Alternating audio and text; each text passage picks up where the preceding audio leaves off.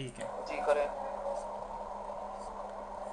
अच्छा, आज का टॉपिक है डीएससीपी के ऊपर। ठीक है, डायनामिक आईपी एड्रेसेस कैसे असाइन करने हैं अपने नेटवर्क के ऊपर। तो उससे पहले मैं आपसे क्वेश्चन पूछता हूँ कि आईपी एड्रेसेस असाइन करने के कितने तरीके होते हैं। ठीक है, दो ही हैं, एक मैनुअली, दूसरा डायनेमिकली। ठीक है, डायनामिक का मतलब जाहिर सी बात है, डायनामिक का मतलब ऑटोमेटिक हो रहा है ये काम। मैनुअल का मतलब कि एडमिनिस्ट्रेटर को खुद जाके मैनुअली वो काम करना पड़ रहा है। तो यहाँ पे मैं स्टैटिक लिख देता हूँ, मैनुअल का मतलब स्टैटिक कर रहे हो आप। तो दो तरीके आईपी एड्रेस असाइन करने के, मैनुअल और डायनामिक। मैनुअल के अंदर एक ही तरीका स्टैटिक, स्टैटिक या वही टीसीपी आईपी की सेटिंग में जाते हैं आप यहाँ पे नेटवर्क की, तो नेटवर्क अडॉप्टर की सेटिंग में जाके आईपी एड्रेसेस डिफाइन करते हैं। दूसरा तरीका डायनामिक। तो डायनामिक के अंदर तरीके बता सकते हैं आप कौन कौन से तरीके हैं कि ऑटोमेटिक क्लाइंट को आईपी एड्रेस असाइन हो। एक तो डीएचसीपी का है ना। ठीक है, दूसरा कोई अगर पता हो। नेट का भी है मेरा ख्याल है, आई शायद एम नॉट नेट श्योर। कहाँ से आ गया इसमें, नेट तो बिल्कुल डिफरेंट कॉन्सेप्ट है। नेट और चीज है। नेट तो और चीज़ है। नेट तो है कि पब्लिक आईपी को आप प्राइवेट आईपी से आपने पब्लिक आईपी में ट्रांसलेट करना है, इंटरनेट पे जाना है प्राइवेट आईपी से इंटरनेट पे, तो नेट करके जाते हैं पब्लिक आईपी लगा के। वो तो आईपी ट्रांसलेशन है। इधर है आईपी असाइनमेंट, हम पढ़ रहे हैं आईपी ट्रांसलेशन नहीं पढ़ रहे। तो दूसरा नाम शायद आपने कभी सुना हो, अपीपा। ठीक है, अपीपा। अपीपा ऑटोमेटिक प्राइवेट नहीं है। आईपी, ये अभी पता लग जाएगा, मैं आपको बताऊंगा, कॉन्सेप्ट क्लियर होगा। Automatic private IP address assignment है। ठीक है, इधर लिख देता हूँ मैं, ये जितने नोट्स हैं मैं स्लाइड वगैरह सेंड कर दूंगा। ऑटोमेटिक आईपी आ गया, इंटरनेट प्रोटोकॉल आपको पता है। ऑटोमेटिक प्राइवेट है, sorry, automatic private IP address assignment आ गया। ठीक है, डीएससीपी का पता ही है, डायनामिक होस्ट कॉन्फ़िगरेशन प्रोटोकॉल। तो पहले हम देखते हैं अपीपा को। डीएससीपी को हमने डिटेल में डिस्कस करना है। मैनुअल को आपको पता है मैनुअल किस तरह असाइन करना है अगर आईपी एड्रेसिंग पड़ी हुई है।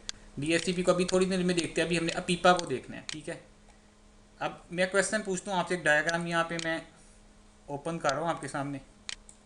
ठीक है, लेट्स सपोज कि हमारे पास लैन लगा हुआ है, लैन में डिफरेंट एक स्विच लगा हुआ है, स्विच के साथ ही डिफरेंट 10 15 या 20 या 100+ या 500+ पीसीज या डिवाइसेस कनेक्ट है आप इसमें। तो इस वक्त अज्यूम करें आपने स्टैटिक आईपी एड्रेस भी असाइन नहीं किया हुआ मशीन्स के ऊपर जाके, और हमारी इस लैन के ऊपर डीएचसीपी सर्वर भी कोई कन्फिगर नहीं है। तो मेरा क्वेश्चन ये है कि क्या ये मशीन्स आपस में इस सिनेरियो में कम्युनिकेशन कर सकती हैं जब डीएचसीपी भी नहीं है मशीन्स के ऊपर, और आईपी एड्रेस भी आप डीएचसीपी सर्वर भी नहीं लगा हुआ। ठीक है, और स्टैटिक आईपी एड्रेस भी नहीं आपने असाइन किया हुआ। तो ये मशीन आपस में क्या कम्युनिकेशन कर सकती हैं। आपने स्विच लगाया, स्विच के साथ मशीन्स लगा के पावर ऑन कर दिया, मशीन्स को भी, विंडोज़ की और प्लस स्विच को भी पावर अभी ऑन कर आईपी दिया। कोई साइन नहीं हुआ। अभी डीएचसीपी सर्वर भी नहीं लगा हुआ हमारे नेटवर्क में, और आईपी एड्रेस आपने असाइन भी नहीं किया मशीन्स के ऊपर। जाहिर सी बात है, कम्युनिकेशन के लिए दो चीज़ों को होना ज़रूरी है। पहली चीज़ की है कनेक्टिविटी है। कनेक्टिविटी, दूसरी की है कन्फिग्रेशन करनी आईपी एड्रेसेस की। इस केस में कनेक्टिविटी तो हुई हुई है, लेकिन कन्फिग्रेशन ना डीएचसीपी सर्वर ने भी इनको असाइन किया आईपी एड्रेसेस, ना आपने एडमिनिस्ट्रेटर ने असाइन किया। तो क्वेश्चन ये है कि इस केस में ये मशीन आप इनमें कम्युनिकेशन कर सकती हैं। आपको क्या लगता है, डीएचसीपी कोई नहीं लगा हुआ नेटवर्क में, है आइडिया इस चीज़ का? तो बिल्कुल ये समझ लिया।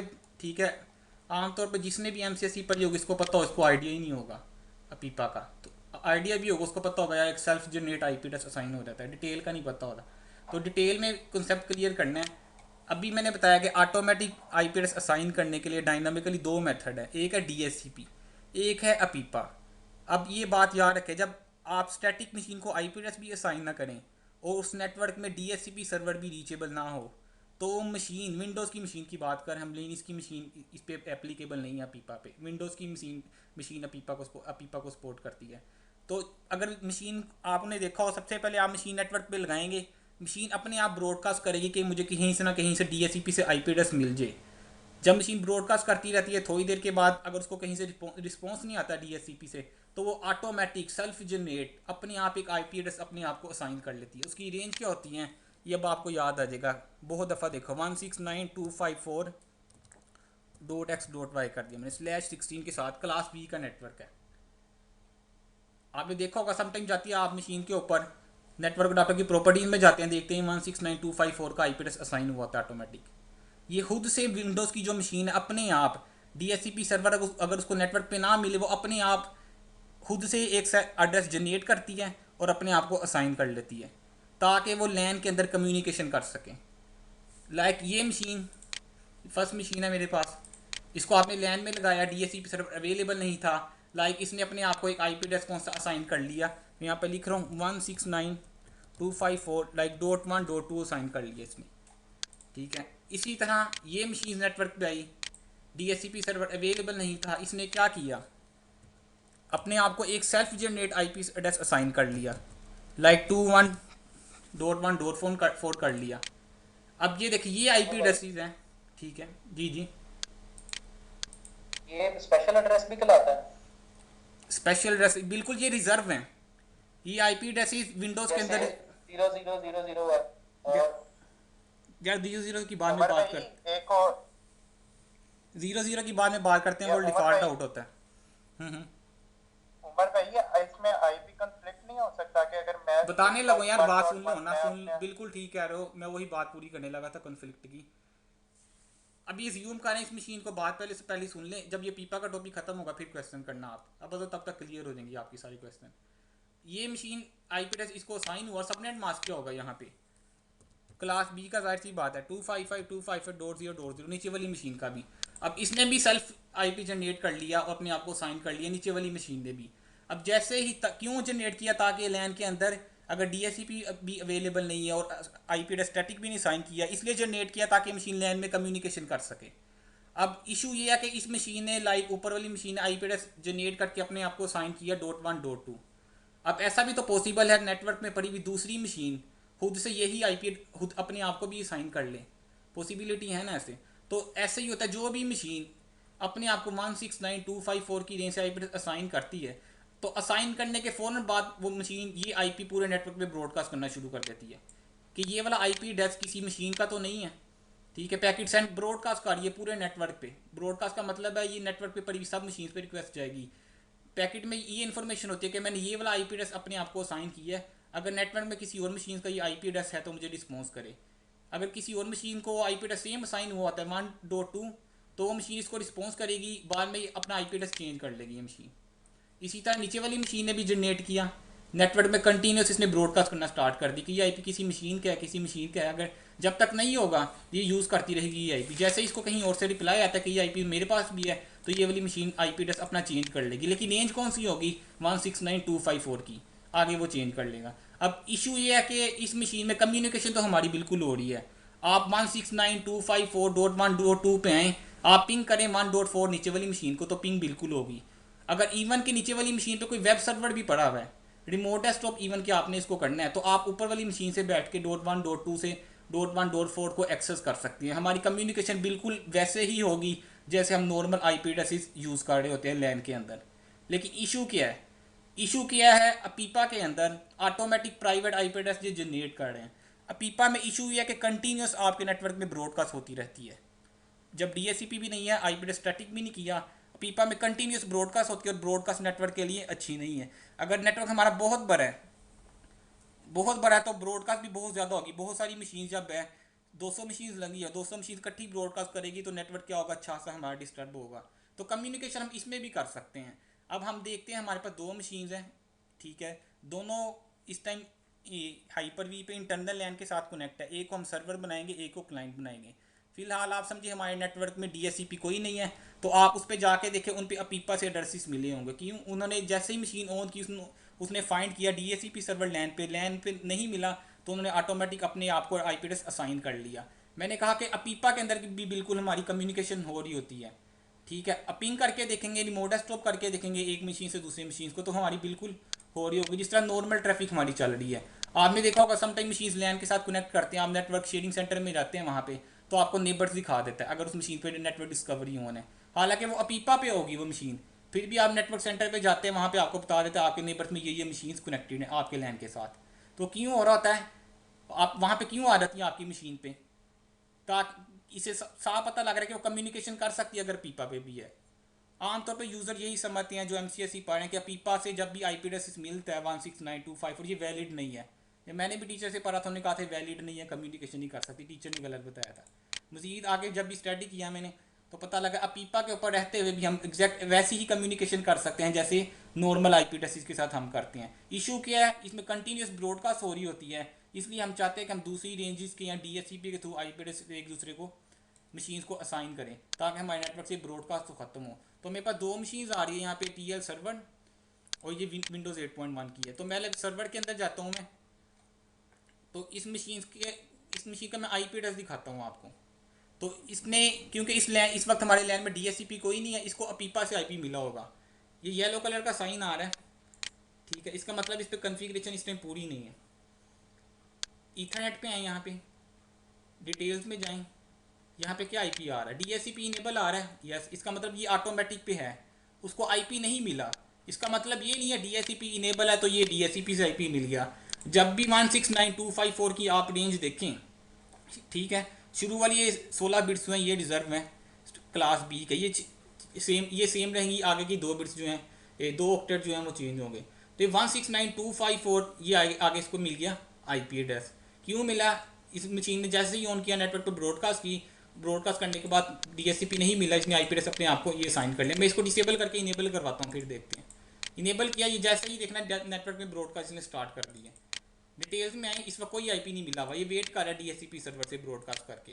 कोई पैकेट ट्रेसर का आप यहाँ पे कोई वायर शार्क वगैरह चला के देखेंगे, आपको बकायदा पैकेट बता रहा होगा डीएससीपी रिक्वेस्ट सेंड कर रहा हो, रिक्वेस्ट रिप्लाई नहीं आ रहा। अभी डिटेल में देखें, डीएससीपी से आईपी नहीं मिला, इसने क्या कर लिया, खुद से आईपी एड्रेस जनरेट कर लिया और ब्रॉडकास्ट कर रहा है। ये मशीन इस वक्त भी नेटवर्क में ब्रॉडकास्ट कर रही है, कंटिन्यूस ब्रॉडकास्ट कर रही है कि मेरा आईपी है, किसी दूसरी मशीन का नेटवर्क पे तो नहीं है। अगर कोई दूसरी मशीन इसको रिप्लाई करती है मेरा भी आईपी है, ये मशीन दोबारा से क्या करेगी, अपना आईपी चेंज कर लेगी। रेंज कौन सी होगी, 169 की। अब मैं दूसरी मशीन पे आता हूँ क्लाइंट पे, इसका आईपी एड्रेस याद कर ले 8.75 आई थिंक। तो क्लाइंट से इसको पिंग करके देखेंगे पिंग होती है। ये फायरवॉल मैंने दोनों की ऑफ की हुई है ताकि लैब में हमें कोई कम्युनिकेशन में इशू ना आए, फायरवॉल पे हम चले जाए। इसी तरह देखिए इस पर भी ऑन किया हुआ मैंने, कौन सा आईपी आ गया 70.75। ये मशीन में नेटवर्क से डीएससीपी नहीं था। अब मैं पिंग करके देखता हूँ यहाँ से अपने सर्वर को, मैंने पिंग किया 169.254.8.75 था, तो रिप्लाई आ रहे हैं। देखिए बिल्कुल वैसे कम्युनिकेशन कर रहे हैं जैसे हमारा लोकल लैन है। यहाँ से 1 मिनट जरा वेट कीजिएगा, मैं जरा ना चार्जर लगा दूं। ठीक है, यहाँ से अगर मैं उस मशीन को रिमोट डेस्कटॉप भी करता हूँ, ये देखिए उसका मैंने आईपी एड्रेस लिखा सर्वर का यहाँ पे 254.8.75, तो मशीन रिमोट डेस्कटॉप भी हो रही होगी। .8 लिख दिया मैंने यहाँ पे, ठीक है। तो रिमोट डेस्कटॉप पे भी यूज़र पासवर्ड प्रोनाउंस कर मिस कम्युनिकेशन हमारी आपस में हो रही है। तो अपीपा कब यूज़ होता है, जब हमारे नेटवर्क में डीएससीपी भी नहीं है और स्टैटिक आईपी एड्रेस स्कीम भी नहीं की हुई, तब भी हमारे नेटवर्क में पॉसिबल है कम्युनिकेशन विद यूजिंग अपीपा। इशू क्या है, अपीपा क्यों यूज़ नहीं करते, कंटिन्यूस हमारे नेटवर्क में ब्रॉडकास्ट होती रहती है। बेनिफिट क्या, आईपी एड्रेस असाइन एडमिनिस्ट्रेटर भी नहीं करेगा, डीएससीपी भी नहीं करेगा, तो हमारी कम्युनिकेशन फिर भी होती रहेगी। ये था अपीपा, ठीक है, ये इतना ही था। इस तरह से कह सकते हैं कि ये कॉन्फ्लिक्ट रेजोल्यूशन के लिए है या ट्रबल शूटिंग के लिए। ट्रबल शूटिंग के लिए तो नहीं, ये है कि आपके नेटवर्क में आप आईपी एड्रेस की कभी भी बिल्कुल नहीं पता आपको, डीएससीपी सर्वर भी नहीं आपके नेटवर्क पे चल रहा है, नेटवर्क का बंदा है ही नहीं उधर, ठीक है, लैन के ऊपर। तो एटलीस्ट मशीन सारी मशीन को आप ऑटो पे करके आईपी एड्रेस ही चेक कर लें तो कम्युनिकेशन करवा सकते हैं। ये सिर्फ विंडोज़ के अंदर है, लाइन इसकी मशीन लगाएंगे उसमें ऑटोमेटिक कोई ऐसा आईपी एड्रेस असाइन नहीं होगा जब तक उसको मैनुअली या डीएससीपी से नहीं मिलेगा। ये सिर्फ विंडोज़ तक है, ठीक है, ये नहीं कंसेप्ट बनाया कि जी लाइनिक्स में भी ऐसे होते हैं, मैक पे भी ऐसे होते हैं, सिर्फ विंडोज़ तक है अपीपा का कंसेप्ट, ठीक है। दूसरे प्लेटफॉर्म पे जाते हैं अगर, तो उसमें सिर्फ डीएससीपी ही ऑप्शन है आपके पास, यहाँ स्टैटिक है, ऑटोमेटिक उधर एक तरीका है। विंडोज़ प्लेटफॉर्म पे आते हैं तो ये माइक्रोसॉफ्ट ने ऑप्शन रखी हुई है, ठीक है। एक्शन आ गए हो, ठीक है। अपीपा इतना ही था, नेटवर्क पे मशीन कम्युनिकेशन कर रही है। अब आते हैं डीएससीपी की तरफ, ठीक है। तो डीएससीपी को डिटेल से डिस्कस करना है, ये स्लाइड्स वगैरह मैं आपको सेंड कर दूंगा, ठीक है। इसमें डिस्कस ये वाले टॉपिक्स करने हैं, थोड़ा सा इंट्रोडक्शन बता दूं, ठीक है। डीएससीपी सर्वर किया है, अब थोड़ा सा आपका ना कॉन्सेप्ट बहुत ज़्यादा क्लियर, थोड़ा नहीं बल्कि बहुत ज़्यादा क्लियर होगा डीएससीपी के बारे में। अभी आपने डीएससीपी को इतना ही समझा हुआ कि आईपी एड्रेस ही ये जस्ट असाइन करता है, लेकिन ये और भी बहुत सारे काम करता भी आइडिया होगा आपको। तो डीएससीपी क्या है, डीएससीपी यूज़ क्यों करते हैं, बेनिफिट्स क्या हैं, ये वर्क किस तरह करता है, इंटरव्यू में बहुत सबसे ज़्यादा इंपॉर्टेंट है कि डीएससीपी वर्क किस तरह करता है। इसका फ्लो बताओ आप। डीएससीपी लीज किया है, फिर इसके अंदर फीचर्स आ जाएंगे, फीचर के अंदर ये सब टॉपिक्स जो मैंने नीचे लिखे हुए हैं। फिर डीएससीपी इन राउटिंग नेटवर्क आ देगा, लाइक बड़ा नेटवर्क है, आपके नेटवर्क में राउटर भी है और राउटर के इर्द गिर्द कोई 5-6 सबनेट या नेटवर्क आईडी साथ कनेक्ट है राउटर के इंटरफेसिस पे। तो उस केस में डीएससीपी को किस तरह कन्फिगर करेंगे। रिले एजेंट क्या है, पीपा का मैंने बता दिया है। सोल्यूशन ऑफ ए प्रॉब्लम, ये एक सिनेरियो है, इसको भी हम डिस्कस करेंगे। ठीक है, अगली स्लाइड पे चलते हैं। तो डीएससीपी क्यों यूज़ होता है, ये तो सिंपल सी बात है, एडमिनिस्ट्रेटिव बर्डन। एक लाइन में बताऊं तो एडमिनिस्ट्रेटिव बर्डन कम करने के लिए। अगर आपके नेटवर्क में 500 मशीन्स हैं तो एक एडमिनिस्ट्रेटर जाके 500 मशीन पे आईपी एड्रेस असाइन करें। हाँ, एक मशीन पे आईपी एड्रेस असाइन करने में 2 मिनट भी लगते हैं, तो अच्छा सा टाइम कंज्यूम है ये। और दूसरा इशू ये क्या कन्फ्लिक्ट आ सकता है, एडमिनिस्ट्रेटर ने पिछली मशीन को जो आईपी दिया था वही अगली मशीन पे जाके दे दिया किसी और मशीन पे। ठीक है, तो कन्फ्लिक्ट के चांसेस है। लेकिन डीएससीपी अगर चल रहा है तो कन्फ्लिक्ट के चांसेस बहुत कम हो जाते हैं, तकरीबन ना होने के बराबर हमारे पास, क्योंकि वो तो सर्वर है, वो गलती नहीं कर सकता। ये बेनिफिट्स वगैरह हैं इसके। अब देखते हैं डीएससीपी करता क्या है, ये सबसे इंपॉर्टेंट चीज़ है। तो आमतौर पे जब भी क्वेश्चन किया जाए डीएससीपी क्या करता है, तो रिप्लाई में ही आता है कि डीएससीपी आईपी एड्रेस से साइन करता है। ठीक है, बिल्कुल वैलिड है, लेकिन 100% नहीं कह सकते इसको कि, यानी कि पूरा आंसर नहीं है ये। डीएससीपी आईपी एड्रेस बिल्कुल असाइन करता है, लेकिन आईपी एड्रेस की बजाय अगर हम एक अच्छा वर्ड बोलें टेक्निकल लैंग्वेज में, तो हम कह सकते हैं DSCP dynamically assign TCP IP configuration to clients in the network. TCP IP configuration क्या करता है, क्लाइंट्स को नेटवर्क पे असाइन करता है। अब टीसीपी आईपी कॉन्फ़िगरेशन से क्या मुराद है, टीसीपी आईपी कॉन्फ़िगरेशन में शामिल है आईपी एड्रेसेस आ गया, आपके पास सबनेट मास्क आ गया, डिफ़ॉल्ट गेटवे आ गया। ये तो बिल्कुल जाहिर सी बात है, आईपी एड्रेस भी असाइन करता है, ये तो जेनेरिक सी बात है डीएससीपी का जो मेन पर्पज़ है यूज़ करने का। दूसरा डिफ़ॉल्ट गेटवे भी जो है राउटर का एड्रेस हमारे असाइन करता है। डीएनएस एड्रेस भी एक आईपी एड्रेस होता है, डीएनएस का एड्रेस असाइन करता है क्लाइंट को। क्वेश्चन ये डीएनएस सफिक्स क्या चीज़ है, डीएनएस सफिक्स के ऊपर पूरी एक क्लास होगी जब डीएनएस पढ़ेंगे। तो डीएनएस ऑटोमेटिक डीएनएस सफिक्स भी असाइन करता है। ठीक है, डीएनएस सफिक्स को फिलहाल आप ये समझ लें डोमेन नेम असाइन करता है, लाइक techlinks.com है, ठीक है, networksport.com है। तो एक डोमेन नेम भी असाइन करता है। डोमेन नेम असाइन करने का क्लाइंट को क्या बेनिफिट होता है, हालांकि देखिए डोमेन नेम एक आईपी एड्रेस नहीं है, डोमेन नेम इटसेल्फ से एक नेम है। एक नेम भी डीएससीपी सर्वर क्या करते हैं, असाइन कर सकता है। टीएफटीपी सर्वर का आपको आइडिया होगा, जिस तरह एफटीपी होता है, एफटीपी नॉर्मल लार्ज फाइल्स के लिए यूज़ किया जाता है अपलोड के लिए, टीएफटीपी नॉर्मल छोटी छोटी फाइल्स है उनको अपलोड करने के लिए यूज़ होता है। जैसे सिस्को में राउटर का हमने बैकअप लेना है, वो टीएफटीपी सर्वर पे रखता है, क्योंकि नॉर्मल हमारी फाइल केबीज में होती है वहाँ पे। एनटीपी सर्वर का आइडिया होगा, एनटीपी सर्वर हमने टाइम सिंक्रोनाइजेशन करवानी है। हमारे नेट में 10-15 डिवाइसेज हैं या ज़्यादा डिवाइसेज हैं, हम चाहते हैं इनका टाइम सिंक रहे एक दूसरे के साथ, या सेम टाइम हो, आगे पीछे ना हो। जाहिर सी बात है लॉगिंग करनी है जब हमने अपने नेटवर्क पे, तो टाइम्स का सबसे करेक्ट होना सबसे ज़्यादा इंपॉर्टेंट है। अगर टाइम ठीक नहीं है तो लॉगिंग जो हमारी होगी वो ठीक नहीं होगी। तो एनटीपी सर्वर अगर हम चाहते हैं, डिवाइसेस हमारे पास सिस्को के राउटर स्विचेस वगैरह लगे हुए हैं, हम चाहते हैं उनके ऊपर टाइम हमेशा एक्यूरेट रहे, तो हमें एनटीपी सर्वर लगाते हैं। फिर जो भी हमारी डिवाइसेज हैं उनके उन्हें एनटीपी क्लाइंट्स कहते हैं, उनके ऊपर आके एनटीपी सर्वर डिफाइन करते हैं कि जब भी टाइम सिंक करना हो इस सर्वर के से तुमने कॉन्टैक्ट करना है। तो डीएससीपी सर्वर से एनटीपी सर्वर का एड्रेस भी असाइन कर सकते हैं। इसके अलावा स्टैटिक राउट्स का आइडिया हो आपको, इसको पे मैं थोड़ा सा इस पर 2-3 मिनट लगाऊंगा। आईडी है स्टैटिक राउट्स, कासिम आपको राउटिंग नहीं पड़ी स्टैटिक अभी? राउट्स मेरा ख्याल है राउटिंग अभी पढ़ी तो नहीं है, लेकिन मेरा ख्याल है पोर्ट्स का इसमें जिक्र होगा। नहीं, बिल्कुल भी नहीं। तो स्टैटिक राउट पे ये थोड़ी सी बात सुन लो, मैं असल में ये बताना चाह रहा हूँ डीएससी आईपी एड्रेसेस के अलावा और भी चीज़ें असाइन करता है क्लाइंट्स को, तो किसमें इंक्लूड है, सबको टीसीपी आईपी कॉन्फ़िगरेशन कहते हैं। तो स्टैटिक राउट्स पे 2-3 मिनट लगाऊंगा, जब राउटिंग पढ़ेंगे आपको ज़्यादा अच्छी समझ लगेगी, ऐसा को इसमें पूरी समझ लगनी चाहिए। स्टैटिक राउट मैं यहाँ पे बता रहा हूँ, ठीक है, न्यू कर रहा हूँ यहाँ पे। हमारा टॉपिक नहीं है इस टाइम राउटिंग, लेकिन मैं बता रहा हूँ कि डीएससीपी के थ्रू आप असाइन कर सकते हैं। आमतौर पे मेरा ख्याल है 70-80% यूज़र्स को नहीं पता होता या एडमिनिस्ट्रेटर को कि डीएससीपी के थ्रू हम स्टैटिक राउट असाइन कर सकते हैं। हमेशा नेटवर्क में जाके मैनुअली स्टैटिक राउट ऐड करवा रहे होते हैं। अगर उनको डीएससीपी के फीचर का पता होता स्टैटिक राउट भी असाइन करता है, तो अपने डीएससीपी में ही वो स्टैटिक राउट ऐड करवा के क्लाइंट को पुश करवा देते। ठीक है, तो स्टैटिक राउट क्या है, डिफ़ॉल्ट राउट का आपको आइडिया स्टैटिक होगा। राउट वही जो उसकी सेटिंग में ही आता है, जाके विन सेटिंग्स में जाके आता है। हाँ बिल्कुल, वहाँ वहाँ मैं दिखाता हूँ अभी जाके डीएससीपी में जाके। स्टैटिक राउट पहले देख ले होता क्या है। लाइक ये लैन लगा हुआ है आपके पास, ठीक है, यहाँ पे आपके पास लगा ले इंटरनेट है ये, ठीक है, इंटरनेट, और जाहिर सी बात है इंटरनेट का किससे कनेक्ट होगा, आपके किसी ना किसी राउटर से। बल्कि मैंने थोड़ी सी हमें डायग्राम कन्वेंशन रूल जो है उसके मुताबिक बनानी चाहिए। लैन पे हमारे राउटर लगा हुआ है, तो ये मैं इसको स्ट्रेट लाइन से रिप्रेजेंट करूँगा। ये राउटर आ गया हमारे पास, ये किसके साथ कनेक्ट है, यहाँ पे सपोज कर लीजिए इंटरनेट है हमारे पास। एक राउटर आपके पास ये लगा हुआ है, आपके लैन पे दो राउटर हैं फॉर एग्जांपल, ये भी किसके साथ कनेक्ट है, इंटरनेट के साथ कनेक्ट है। यहाँ पे आपके पास क्लाइंट मशीन्स है, ठीक है। इस टाइम जो डिफ़ॉल्ट गेटवे है, लाइक इस राउटर का आईपी रिज्यूम कर ले 192.168.1.1 है, ठीक है, ये लैन में पड़ा हुआ है राउटर। अब ये राउटर कहाँ पे पड़ा हुआ है, ये भी लैन में 192.168.1.2 है इसका आईपी एड्रेस अज्यूम करें।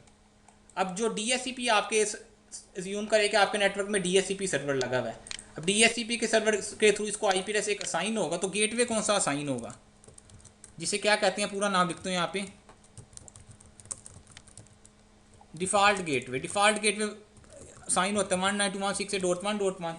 इस मशीन को आईपी एड्रेस गेटवे साइन हो गया। आईपी एड्रेस जो है वो अभी जो मर्जी एज्यूम कर ले, .1 .2 है, .3 है, .5 है। अब इस यूज़र ने जब भी इंटरनेट पे जाना है तो ट्रैफिक ये कहाँ से निकालेगा, जब भी इंटरनेट पे जाना है कहाँ पे मशीन देगी ट्रैफिक, अपने गेटवे को देगी। ट्रैफिक गेटवे से आएगी और कहाँ पे चली जाएगी, इंटरनेट पे। अब मसला ये है कि कंपनी की एक दूसरी ब्रांच है यहाँ पे, ठीक है, ये कंपनी की यहाँ पे समझ ली दूसरी ब्रांच है ये वाली, इसके एंड पे एक राउटर पड़ा हुआ है, वो भी किसके साथ कनेक्ट है, आके इंटरनेट के साथ, इंटरनेट कनेक्ट है। बल्कि इस लाइन को रिमूव कर दे, इंटरनेट के साथ जूम करे, ये वाला राउटर कनेक्ट है हमारे। अब इस पे जो नेटवर्क आईडी चल रही है वो चल रही है 10.1.1.1, नेटवर्क आईडी लिख लें यहाँ पे क्लास ए की /8 के साथ, ठीक है।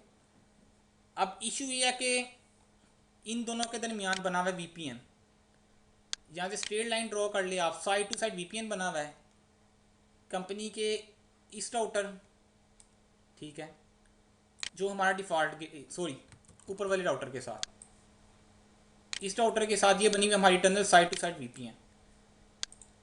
अब यहाँ पे बंदा बैठा हुआ है एक 192.168.1.1 जिस मशीन का गेटवे है, यहाँ पे ये एक्सेस करना चाहता है, इस नेटवर्क पे एक मशीन पड़ी हुई है, इसके लैन पे एक मशीन पड़ी हुई है यहाँ पे, इसका आईपी एड्रेस मैं यहाँ पे लिख रहा हूँ, उसका आईपी एड्रेस अज्यूम कर ले 10.1.1.2 है। अब इस मशीन का डिफ़ॉल्ट गेटवे 192.168.1.1 है। डिफ़ॉल्ट गेटवे का मतलब क्या है, डिफ़ॉल्ट राउट समझते हैं कि जहाँ मर्जी जाना हो इस गेटवे पे चले जाओ, जिसे क्या कहते हैं 000, यहाँ पे लिख रहा हूँ मैं। डिफ़ॉल्ट राउट होता है 0.0.0.0, कि जिस मर्जी राउटिंग पर होगे तब क्लियर होगा, जिस मर्जी डेस्टिनेशन पे जाना हो कहाँ पे जाओ 192.168.1.1 के पास। अब मसला क्या है, इस मशीन ने यूट्यूब पे जाना था, ये वाली जो मशीन है यूट्यूब पे जाना था, इसने ट्रैफिक कहाँ पे भेजी, जब भी ट्रैफिक अपने जहाँ पे जाना है वो नेटवर्क आईडी डिफरेंट है लोकल नेटवर्क आईडी से, तो ट्रैफिक है जहाँ पे चली जाती है गेटवे पे। यानी कि डिफरेंट नेटवर्क पे जब भी जाना है ट्रैफिक ने हमेशा गेटवे पे जाना है। अगर अपने नेटवर्क तक ही कम्युनिकेशन करनी है फिर तो स्विच के थ्रू ही होगी, लेकिन अगर डिफरेंट नेटवर्क में कम्युनिकेशन करने जाना है तो ट्रैफिक उसके पहले चेक होगी, गेटवे क्या, गेटवे का एड्रेस पे चली जाएगी ट्रैफिक। लाइक यहाँ से ट्रैफिक निकली, ट्रैफिक यहाँ पे आती गेटवे पे, इसने कम्युनिकेशन किससे करना है 192.168.1.2 से, तो ये है प्राइवेट आईपी एड्रेस। जब ट्रैफिक यहाँ पे आई, अब इंटरनेट पे तो इस आईपी एड्रेस की राउटिंग ही नहीं हुई भी, क्योंकि प्राइवेट आईपी एड्रेस है, प्राइवेट आईपी एड्रेस इसकी इंटरनेट पे राउटिंग डिफाइन ही नहीं की गई, तो इशू आ गया ना यहाँ पे। ये मशीन यहाँ पे कम्युनिकेशन करना चाहती है, इसने अपने गेटवे को भेज दिया, जब गेटवे से इंटरनेट पे ट्रैफिक गई आईएसपी के गेटवे पे, लाइक यहाँ पे आईएसपी का राउटर था, तो उसने आगे फॉरवर्ड ही नहीं की ट्रैफिक, क्यों, उसको इस डेस्टिनेशन तक जाने का पता ही नहीं था, क्यों, इसकी राउटिंग डिफाइन ही नहीं की गई, तो कम्युनिकेशन हमारी पॉसिबल नहीं होगी इसके थ्रू। तो इसके लिए मुझे स्टैटिक राउट डिफाइन करना पड़ेगा। स्टैटिक राउट का मतलब है मैं इस मशीन पे आता हूँ, इस मशीन को आके मैं बता दूंगा भाई अगर 10.0.0/8 के नेटवर्क पे जाना है तो तुमने इस गेटवे पे नहीं जाना, इस गेटवे पे चले जाना है।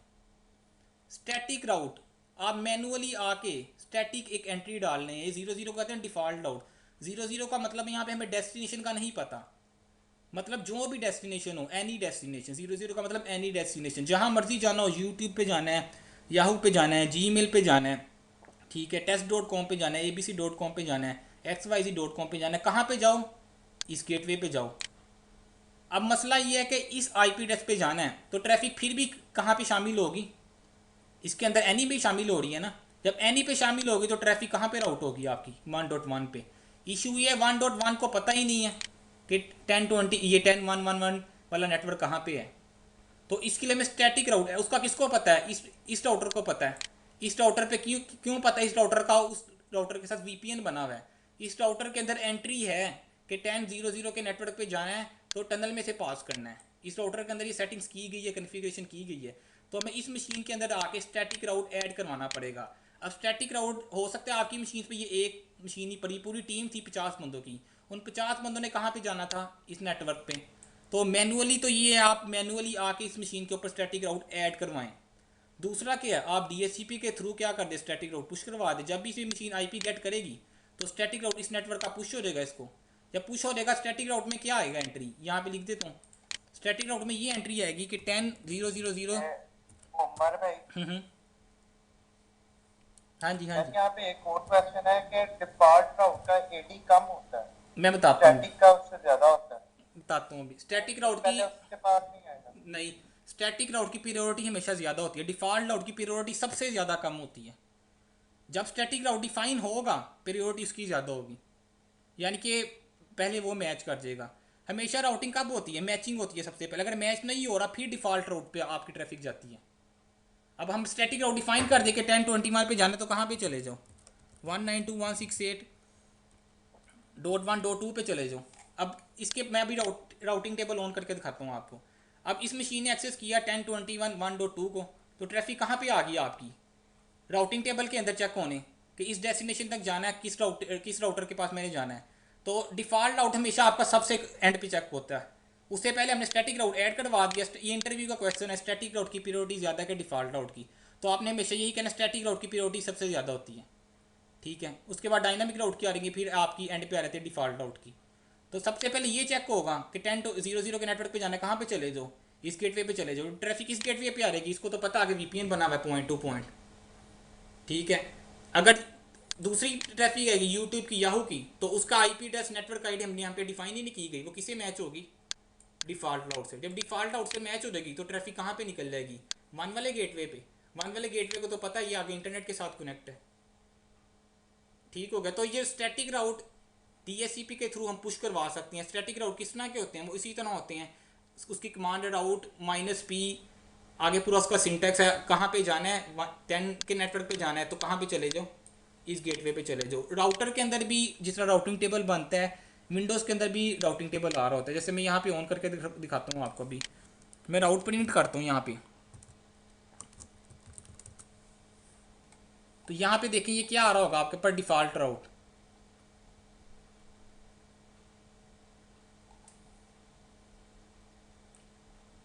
इधर चला गया, ये देखिए 0.0.0 पे जाना है तो कहाँ पे चले जाओ, इस गेटवे पे चले जाओ, A.1 पे, ठीक है। अगर यहाँ पे मैंने दूसरा नेटवर्क ऐड कर दिया, जिस तरह मैंने वीपीएन किया हुआ है, तो कहता है यहाँ पे, हाँ जी, स्क्रीन आपकी आ रही है और आवाज नहीं आनी बंद हो गई। आवाज़ आना बंद हो गई है, ठीक है। देख तो राउटिंग टेबल के अंदर अब ये राउटिंग पर होगा तो आपको ज़्यादा क्लियर होगा। फिलहाल स्टैटिक राउट कब डिफाइन करना है, अगर हमारी मशीन पे किसी अगर हमारा डिफ़ॉल्ट राउट उसको हमारे एक ऐसा नेटवर्क है उसका पता ही नहीं, और हमारे लैन पे एक दूसरा राउटर पड़ा हुआ उसको उसका पता है, तो डिफ़ॉल्ट राउट पे तो बाय डिफ़ॉल्ट ट्रैफिक जाएगी आपकी। क्यों, डिफ़ॉल्ट गेटवे का मतलब है जो भी ट्रैफिक जानी है इस गेटवे से भेजो। लेकिन अगर आप चाहते हो कि एक ऐसा नेटवर्क है और वो लैन है वो दूसरे राउटर के साथ कनेक्ट है, तो आपको स्टैटिक राउट ऐड करना पड़ेगा। हाँ, अगर मैं आप ये चाहता कि 1.2 में यहाँ पे ऐड कर देता, डिफ़ॉल्ट गेटवे पे आके मैं 192.168.1.2 ऐड कर देता मैनुअली, या डीएचसीपी के थ्रू ये साइन कर देता, तो तब इशू क्या आना था, तब इशू ये आना था किसी भी बंदे ने इस नेटवर्क पे जाना 10.0.0 वाले तो चले जाना था, यहाँ पे आनी थी ट्रैफिक, लाइक 2 मैंने साइन कर दिया तो ट्रैफिक कहाँ पे आई, यहाँ से इस गेटवे पे आई, इसको टनल में से पास हुई और इस नेटवर्क तक ट्रैफिक पहुँच गई। ये इशू क्या था, इस मशीन पे या इस राउटर के ऊपर मैंने नेट नहीं चलाया हुआ था, ठीक है, नेट नहीं चलाया हुआ, जब नेट ही नहीं चलाया हुआ, ये बंदा कहता है मैंने याहू पे जाना है, तो ट्रैफिक यहाँ से इस राउटर के पास, ये नेट ही जब कर सकता तो याहू पे क्या जाएगा? याहू पे जाने के लिए क्या चाहिए? पब्लिक आईपी में ट्रांसलेशन करनी है। ये आप बाहर यार रखने, वीपीएन पे ट्रांसलेशन नहीं हो रही हमारी यहाँ पे, ठीक है। प्राइवेट आईपी ही होकर यहाँ पे आएगा, ट्रेसट करेंगे आप तो 2 हॉप के बाद आपकी ट्रैफिक पॉइंट टू पॉइंट निकले ना, वीपीएन पे basically point two point connection हमारा बन जाता है। अगर आप बीच में इवन के यहाँ पे देखो कितने आईएसपी बीच में आ रहे होंगे, टनल के बीच में 50 30 40 जितने मर्जी आईएसपी बीच में आ रहे हों, और कितने सारे राउटर आएंगे, हर आईएसपी के 5 5 7 7 10 राउटर्स लगे हुए हैं, उनके पूरे पूरे के पूरे नेटवर्क से ट्रैफिक गुजर के जा रही है, इवन कि वो 50 होप हैं, लेकिन वीपीएन पे हमेशा वो यही शो करवाएगा कि आप पॉइंट टू पॉइंट कनेक्ट है। क्यों? एक लॉजिकल कनेक्शन उसने बना दिया, ठीक है। टनल में से ट्रेसट करेंगे, नॉर्मली ट्रेस राउट से क्या होता है, पूरा का पूरा पाथ ट्रेस होकर आपके पास आता है, लेकिन वीपीएन पे जब भी ट्रेस करेंगे 2 राउट के बाद ट्रैफिक कंप्लीट हो जाएगी। वो ऐसे ही है, जब आपके गेटवे पे गई ट्रैफिक पहला राउट, दूसरा उनके गेटवे पे गई तो ट्रैफिक डेस्टिनेशन तक पहुंच गई है। तो फिलहाल राउटिंग का आइडिया था तो ये ज़्यादा क्लियर हो गया। स्टैटिक राउट तब कब ऐड करना है? अगर हमारे डिफ़ॉल्ट राउट को उस डेस्टिनेशन का नहीं पता, तो डिफ़ॉल्ट स्टैटिक राउट 2 तरीके ऐड करने, एक हम मैनुअली असाइन करें, दूसरा क्या है डीएससीपी में जाके स्टैटिक राउट डिफाइन कर दें, और ट्रैफिक और जितनी भी मशीन से जब भी उनको आईपी एड्रेस मिलेगा डीएससीपी से स्टैटिक राउट भी मिल जाएंगे। जब भी मशीन है 10.10.00 के नेटवर्क पे जाना है तो वो जा सकती है। एडमिनिस्ट्रेटर को मैनुअली वहाँ पे जाके सीएमडी में जाके स्टैटिक राउट ऐड नहीं करवाने पड़ते, उसकी कमांड होती है सीएमडी में आके, ठीक है। अभी राउटिंग टॉपिक नहीं है, टॉपिक नहीं है हमारा बेसिकली, तो भी बताते हैं। यहाँ पे कमांड एंटर करें तो स्टैटिक राउट हमारा ऐड हो जाता है। वो कैसे देख सकते हैं, राउट प्रिंट करें, वहाँ पे आपको बता देगा इस डेस्टिनेशन तक जाना है तो ये वाला गेट भी है। तो फिलहाल डीएससीपी हमारा मेन टॉपिक है, डीएससीपी को ही फोकस करते हैं। तो डीएससीपी इसके अलावा और भी बहुत सारी चीज़ें यहाँ पे मैंने ETC लिखा है एक्सेट्रा। तो इसके अलावा आप देखेंगे डीएससी में बहुत सारी ऑप्शन हैं जो हम डीएससीपी के थ्रू असाइन मजीद करवा सकते हैं, लेकिन बेसिक चीज़ जो मैं यहाँ पे लिखी हुई है, डीएनएस सफिक्स हो गया, सबनेट मास्क हो गया, गेटवे का या स्टैटिक राउट्स वगैरह, ये नॉर्मली हर नेटवर्क में डीएससीपी को यूज़ करते हुए असाइनमेंट हो रही होगी क्लाइंट्स के ऊपर। थोड़ा सा आगे चलते हैं। वाई डीएससीपी अपने तौर पे आप देख लेना, डीएससीपी के बेनिफिट्स क्या हैं। बेनिफिट्स आपको पता ही है, ये ऊपर से देखते नहीं। आईपी एड्रेस ऑटोमेटिक कर रहा है साइन, डुप्लीकेशन के चांसेस कम है, फ्लेक्सिबिलिटी है, स्केलेबल है कि नेटवर्क आईडी जितनी मर्जी बड़ी बना ले, नेटवर्क एडमिनिस्ट्रेटर का बर्डन कम कर रहा है। WDS को आपको आइडिया ही है कि WDS में भी वो यूज़ होता है, अगर क्लाइंट पे ऑपरेटिंग सिस्टम इंस्टॉल करना है डीएससीपी का होना ज़रूरी है। तो अब इशू हमारे साथ अब देखें, मेन चीज़ है लैब डीएससीपी की बिल्कुल सबसे इजी है, वो नेक्स्ट फिनिश है, इससे ज़्यादा कुछ भी नहीं है डीएससीपी की लैब। मेरा मेन फोकस है थ्योरी के ऊपर, लैब तो करेंगे ही हम, ठीक है, और लैब में करवाऊंगा। थ्योरी के बगैर भी मैं लैब करवाता, आपको 100% समझ लग जानी थी। इशू ये आपको कंसेप्ट का टेक्निकल पीछे बैकग्राउंड पता हो कि कम्युनिकेशन हमारी किस तरह हो रही है। अब ये सबसे ज़्यादा इंपॉर्टेंट है, इंटरव्यू में बहुत ज़्यादा पूछा रहता है। जब भी किसी बड़े नेटवर्क में सीनियर लेवल पे देंगे आप इंटरव्यू, तो यहाँ पे लाजमी क्वेश्चन होगा कोई ऐसी एप्लीकेशन बताओ जो ब्रॉडकास्ट करती हो, या डीएससीपी वर्क किस तरह कर रहा है, डीएससीपी के कौन कौन से पैकेट होते हैं, डीएससीपी डिसएडवांटेज क्या हो सकता है डीएससीपी के नेटवर्क पे। अगर मल्टी नेट हमारे नेटवर्क पे चल रहा है तो डीएससीपी को किस तरह मैनेज करेंगे आप।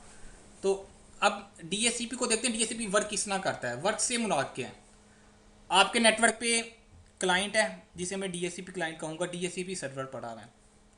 अब डीएससीपी क्लाइंट आपने एक नई मशीन लगाई नेटवर्क पे, अब उस मशीन के पास आईपी एड्रेस नहीं है, ठीक है, उससे उस मशीन के पास एक आईपी, हम ये अपीपा से पहले की बात करें, जब अपीपा मिल जाएगा वो तो केस अलग है ना, उसने कन्फिगरेशन करनी, वो ब्रॉडकास्ट करनी स्टार्ट कर दी। अपीपा से पहले पहले तो वो डीएससीपी सर्वर फाइंड करता है ना, जब एक मशीन लगाई डीएससीपी से आईपी एड्रेस गेट करने के लिए, उसके पास तो खुद आईपी एड्रेस नहीं था।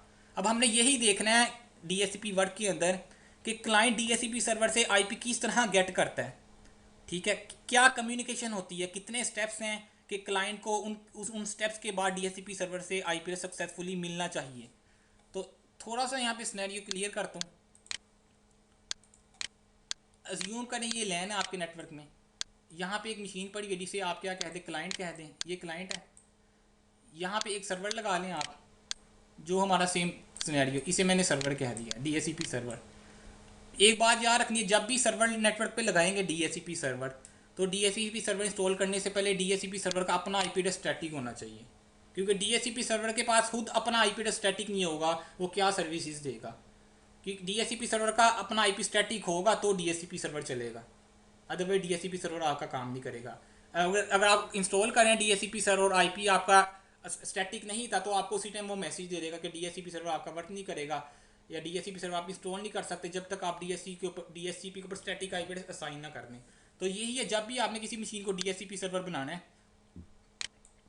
तो उसके ऊपर IP एड्रेस स्टैटिक असाइन कर दे। अब ये बात याद रखनी है, DHCP सर्वर विंडोज़ की मशीन के ऊपर भी चल सकता है, जो MCSE में हम पढ़ेंगे, वो लाइनक्स की मशीन पे भी हो सकता है। हो सकता है आप किसी नेटवर्क में जाए, आपने माइक्रोसॉफ्ट का DHCP सर्वर पढ़ा है विंडोज़ का, वहाँ पे लाइनक्स पे चल रहा हो, ऐसा भी पॉसिबल है। वहाँ पे सिस्को के स्विच के ऊपर चल रहा हो, सिस्को के राउटर के ऊपर चल रहा हो, या कोई थर्ड पार्टी राउटर लगा हुआ है वहाँ पे, वो उसके ऊपर DHCP सर्वर यूज़ कर सकते हैं। तो DHCP की सर्विस स्पेसिफिक नहीं है विंडोज़ के ऊपर, वो किसी भी मशीन के ऊपर हो सकती है, वो सपोर्टेड हो DHCP प्रोटोकॉल।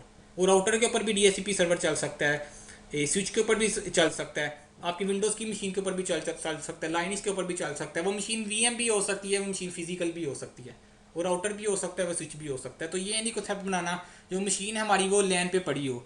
वो ऐसा भी पॉसिबल है जो हमारा गेटवे हो वही DHCP सर्वर हो और वही DNS सर्वर हो। लाइक PTCL की एग्जांपल ले ले, PTCL की जो डिवाइस हमारे पास ADSL मॉडेम लगा हुआ है, वो स्विच का भी काम कर रही है, वो डिवाइस राउटर का भी काम कर रही है, उसके ऊपर सर्विसेज कौन सी चल रही है, DHCP सर्वर भी वही है हमारा, ठीक है, DNS सर्वर भी वो है हमारा, राउटिंग भी वही करवा रही है, स्विचिंग भी वही करवा रही है, ऑल इन वन डिवाइस है। और डिफ़ॉल्ट गेटवे भी हमारा वो है, जब भी ट्रैफिक जानी है PTCL के गेटवे से जाएगी। आपने देखो गेटवे पे आप क्या साइन करते हैं 192.168.1.1 PTCL के, तो आप DNS में भी वही साइन कर दें क्योंकि DNS भी वही है और DHCP भी की सर्विसेज उसके ऊपर चल रही है।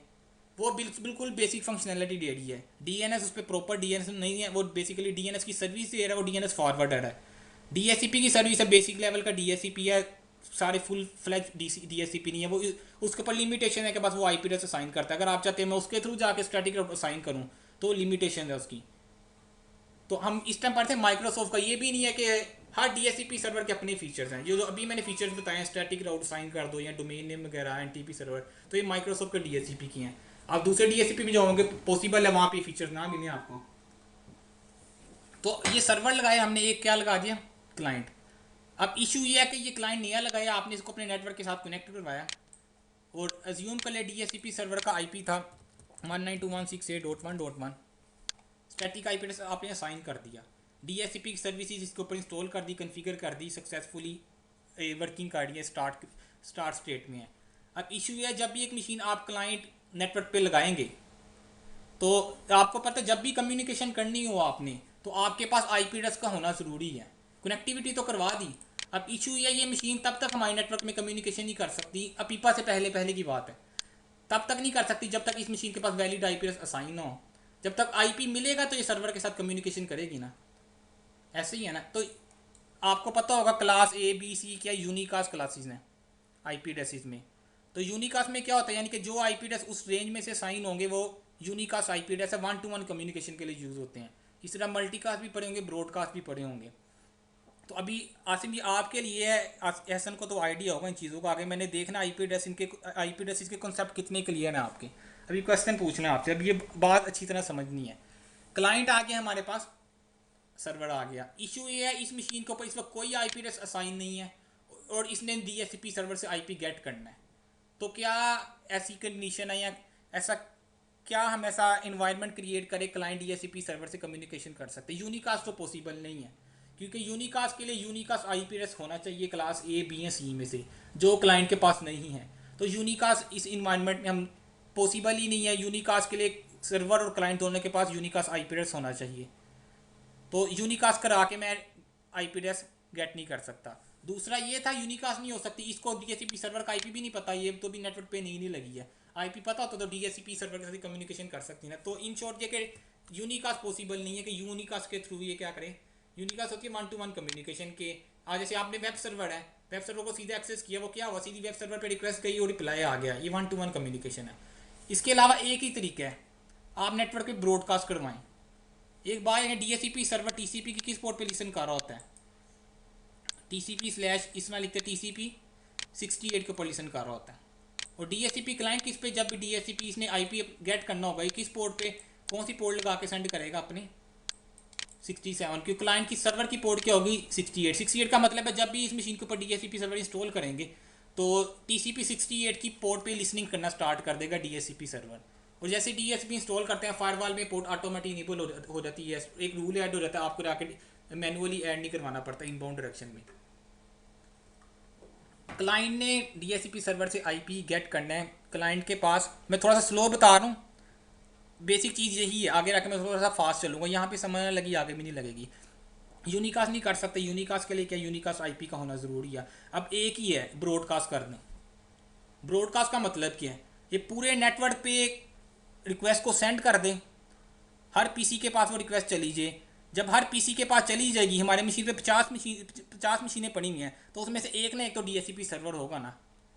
ब्रॉडकास्ट कर देंगे, ये थोड़ा सा डिसएडवांटेज है ब्रॉडकास्ट करेंगे, क्योंकि हमारे पास कोई और वे नहीं था कि हम नेटवर्क से IP गेट कर सके। इसके लिए क्या होगा, ये मशीन ब्रॉडकास्ट कर सकती है। जब इस मशीन का अपना IP शुरू में कोई भी नहीं है, फिर भी ब्रॉडकास्ट कर सकती है। ये ब्रॉडकास्ट क्या करेगी, कौन से मैसेज वगैरह होंगे, पैकेट में क्या होगा, वो आगे जाके देखते हैं। फिलहाल इस मशीन ने नेटवर्क पे क्या कर दी, ब्रॉडकास्ट। ये ब्रॉडकास्ट यहाँ पे नेटवर्क पे पड़ी हुई, यहाँ पे एक मशीन ये थी, इसी तरह ये इसने ब्रॉडकास्ट की नेटवर्क पे। ये रिक्वेस्ट इसके पास भी आई, यहाँ से होती हुई इसके पास भी आई, ये रिक्वेस्ट होती हुई इसके पास भी आई।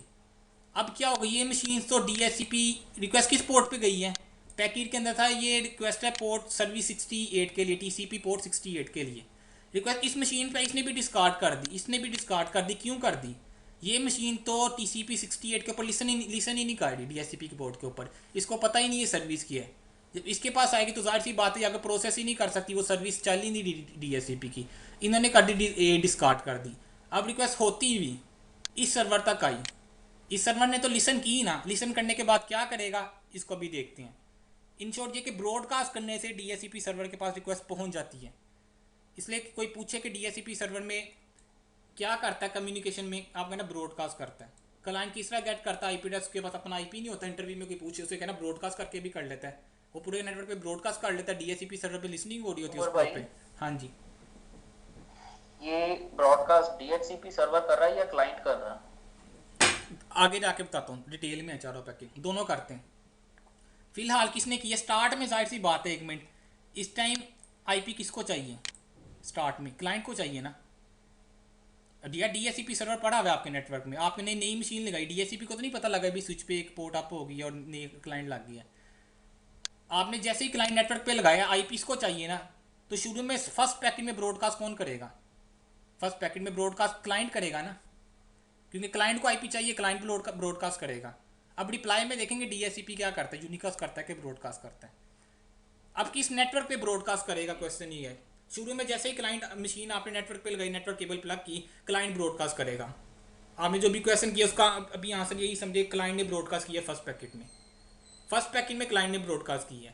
अब क्वेश्चन ये है कि किस एड्रेस पे ब्रॉडकास्ट करेगा। ठीक है, ये भी तो है ना, ब्रॉडकास्ट एड्रेस क्या होता है, पहले आपको पता है। या ये कह लें कि क्लाइंट ने IP रिक्वेस्ट किया, रिक्वेस्ट आगे यार थोड़ा सा सब्र करो, रिक्वेस्ट ये तीसरे पैकेट में करता है। अभी ये बेसिकली DSCP सर्वर को डिस्कवर कर रहा है, क्लाइंट को तो पता ही नहीं DSCP का सर्वर कहाँ पड़ा हुआ है। जब क्लाइंट DSCP सर्वर को डिस्कवर करेगा तब रिक्वेस्ट करेगा, जब डिस्कवरी हो जाएगी, समझ लगे। इस टाइम तो क्लाइंट को DSCP सर्वर का नहीं पता, क्लाइंट पहले डिस्कवर करेगा, क्लाइंट को जब पता लग जाएगा अच्छा DSCP सर्वर ही है, फिर क्लाइंट उसको क्या करेगा, रिक्वेस्ट करेगा, यार भाई मुझे ये IP एड्रेस, मुझे एक नया IP एड्रेस असाइन कर दो, मैंने नेटवर्क में कम्युनिकेशन करनी है।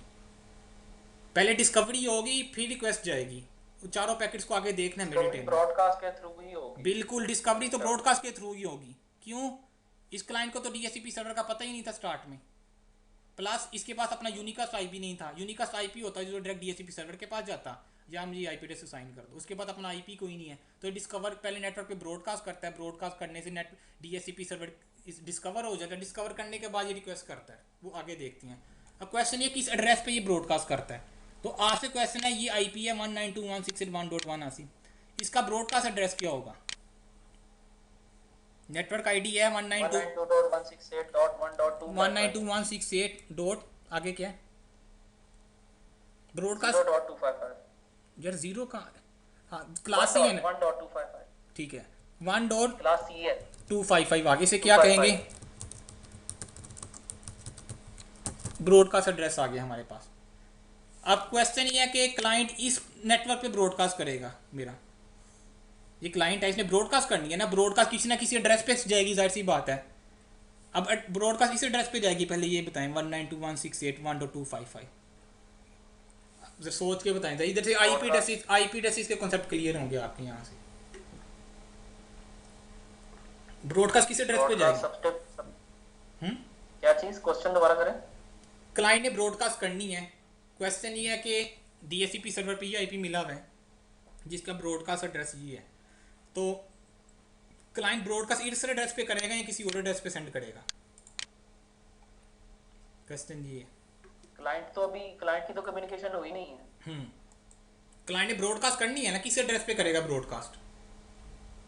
उस 169 वाले पे करेगा। यार 169 तो वो अलग सी चीज़ है, वो पीपा है, वो तो पीपा तो बाद में आएगा। हम पीपा से पहले पहले की बात पीपा से पहले ये भी बात हो रही।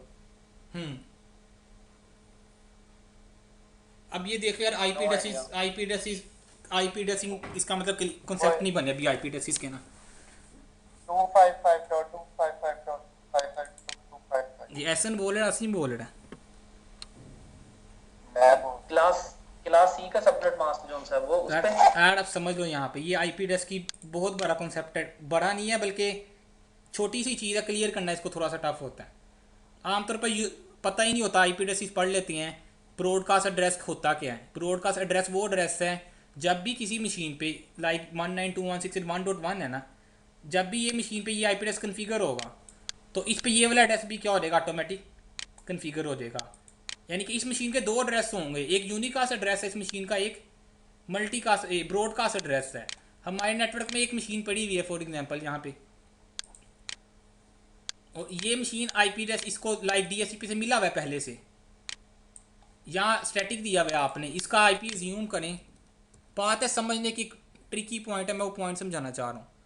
192.168.1.2 मिल गया इस मशीन को, तो जब भी इस मशीन को इस नेटवर्क में से एक आईपी मिलेगा, इसको ये आईपी भी मिल जाएगा 192.168.1.255।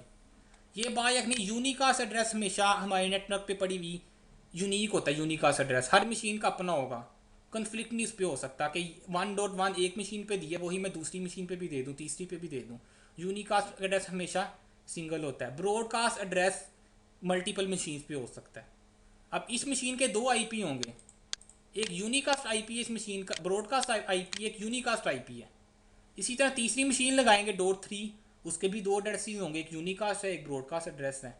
अब ये वाला जो एड्रेस है आपका, ये किस पे साइन होगा? आपके नेटवर्क में 50 मशीन सेम है, ब्रॉडकास्ट एड्रेस सेम होता है, ठीक है ना। अब ये एड्रेस जो है ये सारी मशीनों पे क्या हुआ है, मिला हुआ है आपके नेटवर्क पे पड़ी हुई। तो जब इस आईपी पे रिक्वेस्ट भेजी जाएगी तो सारी मशीनों पे नहीं आएंगी, वो सब मशीन पे जाएगी ना, क्योंकि ये आईपी तो किसका था, सब मशीनों का था IP. Broadcast address, broadcast address सबका होता है, ठीक है। अब क्वेश्चन ये, यहाँ पे एक लैन और पड़ा है हमारे पास, यहाँ पे डिफरेंट नेटवर्क आईडी चल रही है। ज्यूम कर लें, यहाँ पे 10 की लगा लेते हैं। लाइक यहाँ पे IP 10.1.1.1/8 के साथ क्लास A की स्कीम है। अब इसका ब्रॉडकास्ट एड्रेस लिखवाओ जरा आप, इसका ब्रॉडकास्ट एड्रेस क्या होगा? इसका होगा 10.255 आ गया, तो ब्रॉडकास्ट एड्रेस आ गया ना इसका, ये आ गया इसका ब्रॉडकास्ट एड्रेस। अब क्वेश्चन ये है, क्लाइंट ने ब्रॉडकास्ट किस एड्रेस पे करनी है? ऐसे ही है ना। अगर तो वो करता है इस एड्रेस के ऊपर, तो ब्रॉडकास्ट कहाँ कहाँ तक रहेगी ये बात देखनी है। ब्रॉडकास्ट कहाँ कहाँ तक रहेगी? इस नेटवर्क तक, ऐसे ही है। ये क्लाइंट भी इंक्लूड हो जाएगा बीच में। ब्रॉडकास्ट कहाँ तक रहेगी? क्लाइंट से लेके इस नेटवर्क तक। लेकिन यहाँ पे अलग नेटवर्क लगा हुआ है, डिफरेंट नेटवर्क आईडी है। लेकिन इशू ये है कि क्लाइंट को नेटवर्क ब्रॉडकास्ट आईडी का कैसे पता लगेगा कि भी वहाँ पे क्लास C यूज़ हो रही है और उसकी ब्रॉडकास्ट आईडी ये है और मैंने उस पर रिक्वेस्ट सेंड करनी है और DHCP की ब्रॉडकास्ट आईडी भी ये है। क्योंकि वो इस एड्रेस पे सेंड करेगा तो DHCP तक रिक्वेस्ट आएगी ना, ऐसे ही है ना। इस ब्रॉडकास्ट एड्रेस पे सेंड करेगा तो DHCP पे रिक्वेस्ट आएगी। लेकिन इशू ये है, क्लाइंट को इस ब्रॉडकास्ट आईडी का भी नहीं पता। क्लाइंट को क्या पता DHCP सर्वर क्लास A पे है, क्लास B पे है, क्लास C पे है, या क्लास लेस क्या है, सबनेटिंग हुई हुई है। क्लाइंट को ये भी नहीं पता। तो हम किसी क्लास की भी या कोई स्पेसिफिक ब्रॉडकास्ट एड्रेस भी नहीं यूज़ कर सकते, तो इस एड्रेस पे नहीं जाएगी रिक्वेस्ट। क्यों? क्लाइंट को पता ही नहीं DHCP क्लास C में से है, क्योंकि तो ये नया नया नेटवर्क पे है। क्लास C में से अगर इसको होता तो इस नेटवर्क पे कर देता। ठीक है, तो अब ये देख रहे हैं डीएससीपी करेगा किस एड्रेस पे ब्रॉडकास्ट सेंड। तो दुनिया के जितने आईपीज हैं सबका ब्रॉडकास्ट एड्रेस पता है आपको?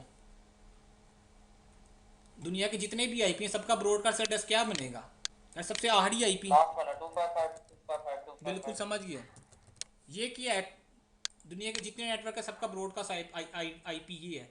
यानी कि इस एड्रेस पे रिक्वेस्ट सेंड की जाए तो हमारे लैन के अंदर जितनी नेटवर्क आईडी लगी हुई है सब पे रिक्वेस्ट चली जाएगी, और किसी ना किसी एक नेटवर्क आईडी पे तो डीएससीपी पड़ा होगा ना।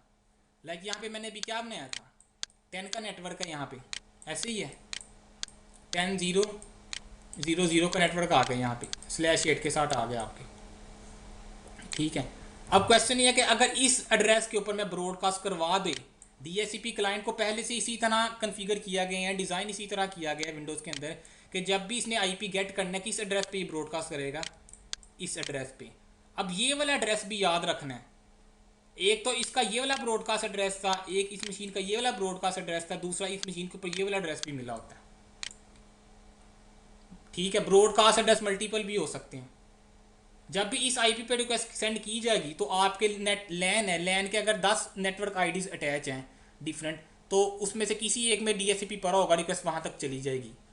लेकिन अगर 10 में से आप किसी एक स्पेसिफाई के ऊपर अगर डीएससीपी क्लाइंट सेंड करता और डीएससीपी उसके ऊपर नहीं पड़ा हुआ था तो रिप्लाई आईपी तो नहीं मिलेगा क्लाइंट को। टेक्निकल बातें हैं, आहिस्ता से समझ लगेंगी ये सारी। फिलहाल क्लाइंट ने इसके ऊपर क्या कर दी, ब्रॉडकास्ट। ब्रॉडकास्ट का मतलब है रिक्वेस्ट इस सर्वर तक भी आई है, इन क्लाइंट्स तक भी गई है, और इस 10 के परे हुए नेटवर्क के ऊपर भी, 10 के परे यहाँ पे आईपी मशीन है फॉर एग्जांपल, इसका आईपी क्या है 10.1.1.1, इस मशीन तक भी रिक्वेस्ट आई है। ये बात नहीं याद रखनी कि डीएचसीपी क्लाइंट को जिस नेटवर्क में से, फॉर एग्जांपल यहाँ पे हमने पूल क्रिएट किया हुआ 192.168.1.1 से लेके 254 तक आईपी असाइन करो, तो क्लाइंट को आईपी इस रेंज में से मिलना है ना 192.168.1.1। तो ये कॉन्सेप्ट नहीं बनाना कि रिक्वेस्ट भी इसी नेटवर्क तक रहेगी भाई, वो आपके नेटवर्क में जितनी नेटवर्क आईडीज अटैच है सब तक चली जाएगी। रिक्वेस्ट इवन के रेड कलर में रिप्रेजेंट कर रहा हूँ, क्लाइंट की जो ब्रॉडकास्ट होगी वो कहाँ पे जाएगी, वो इस मशीन तक भी आ जाएगी। हालांकि ये डिफरेंट नेटवर्क की मशीन है। क्यों इस मशीन तक क्यों आई है, इस मशीन का आईपी भी, इस मशीन की भी ब्रॉडकास्ट आईडी क्या थी, ये वाली अपनी तो ब्रॉडकास्ट आईडीज की एक होगी, समझ लग गई है? लग गई है। ठीक है, तो फिर भाई इस तरह कॉन्फ्लिक्ट नहीं आ जाएगा? क्या कॉन्फ्लिक्ट? मतलब अगर दोनों पे वो लगा हुआ डीएचसीपी सर्वर 10 बताता हूँ, मैं समझ गया हूँ क्वेश्चन, समझ गया हूँ मैं, बिल्कुल एग्जैक्ट क्वेश्चन समझ गया जहाँ से आप बोल रहे हो ना। आगे सुपर स्कोप है इसका सोल्यूशन। ठीक है, डीएससीपी में लास्ट में पढ़ेंगे, लास्ट से थोड़ा सा पहले टॉपिक है सुपर स्कोप का, वो इस इशू को रिजोल्व करता है, आइसोलेट करता है नेटवर्क को ना। मल्टीपल सबनेट को अगर हमने आईपी एड्रेस असाइन करवाने, मैं कह रहा हूँ सुपर स्कोप, डीएससीपी में सुपर स्कोप का कंसेप्ट है। आगे जो क्वेश्चन, आवाज़ नहीं आ रही? हेलो, मैं कह रहा सुपर स्कोप का कॉन्सेप्ट है डीएससीपी के अंदर। तो सुपर स्कोप को यूज़ करते हुए हम डीएससीपी के मल्टीपल नेटवर्क आईडी से आईपी एड्रेस असाइन करवा सकते हैं। वो आगे आगे टॉपिक है जो आप क्वेश्चन कर रहे हो ना, इसका आंसर जब डीएससीपी पूरा पढ़ेंगे आपको समझ लग जाएगी। ठीक है, अपने आप ही समझ लग जाएगी, मुझे बताने की जरूरत नहीं पड़ेगी। सुपर स्कोप है, जब मैं सुपर स्कोप स्टार्ट करवाऊंगा डीएससीपी के अंदर ही है, तो तब आपको क्लियर हो जाएगी ये कन्फ्लिक्ट। बिल्कुल अच्छा क्वेश्चन किया आपने, जो आपने किया ना, मैंने डायग्राम में लिखा था सोल्यूशन ऑफ ए प्रॉब्लम, ये स्लाइड के अंदर, ये इसी से रिलेटेड है। ठीक है, इसको मैं आगे आके एक्सप्लेन करना है पूरा। अब ये इस एड्रेस पे सेंड होगी, ये लेयर 3 का एड्रेस है, ब्रॉडकास्ट एड्रेस। कोई कहता है लेयर 3 का ब्रॉडकास्ट एड्रेस के, इंटरव्यू का बड़ा कॉमन क्वेश्चन है, उसको 255.255.255.255, ये लेयर 3 पे ब्रॉडकास्ट हुई है।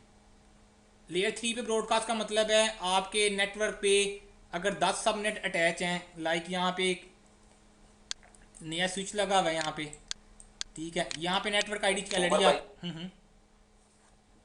लेयर 3 तो 1239 पे एंड हो जाती है।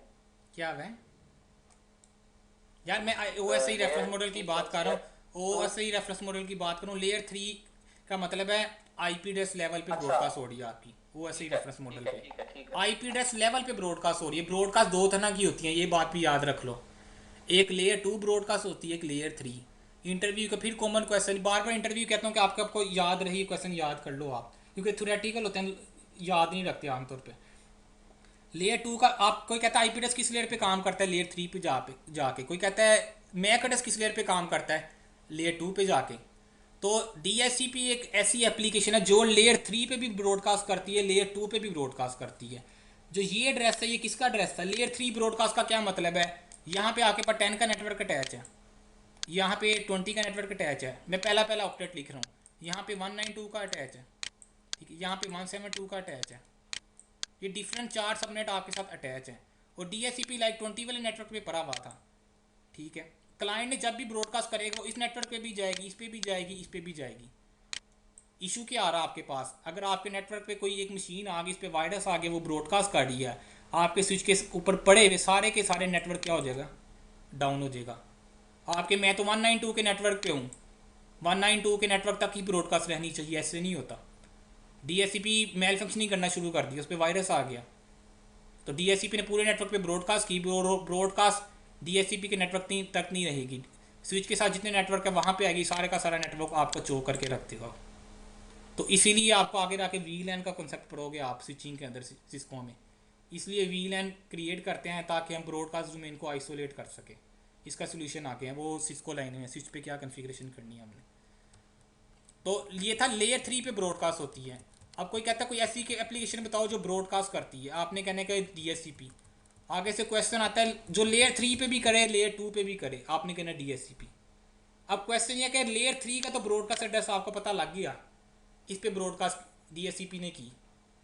अब लेयर 2 का ब्रॉडकास्ट एड्रेस क्या होगा? जाहिर सी बात है मैक एड्रेस है, लेयर 2 की बात करें मैक एड्रेस है। अब कोई ना कोई एक ऐसा मैक एड्रेस भी तो होगा जिस पे क्या जाएगी, रिक्वेस्ट जाएगी, तो क्या ये सारा के सारी जो बातें कर रहा हूँ मैं थ्योरेटिकल नहीं है।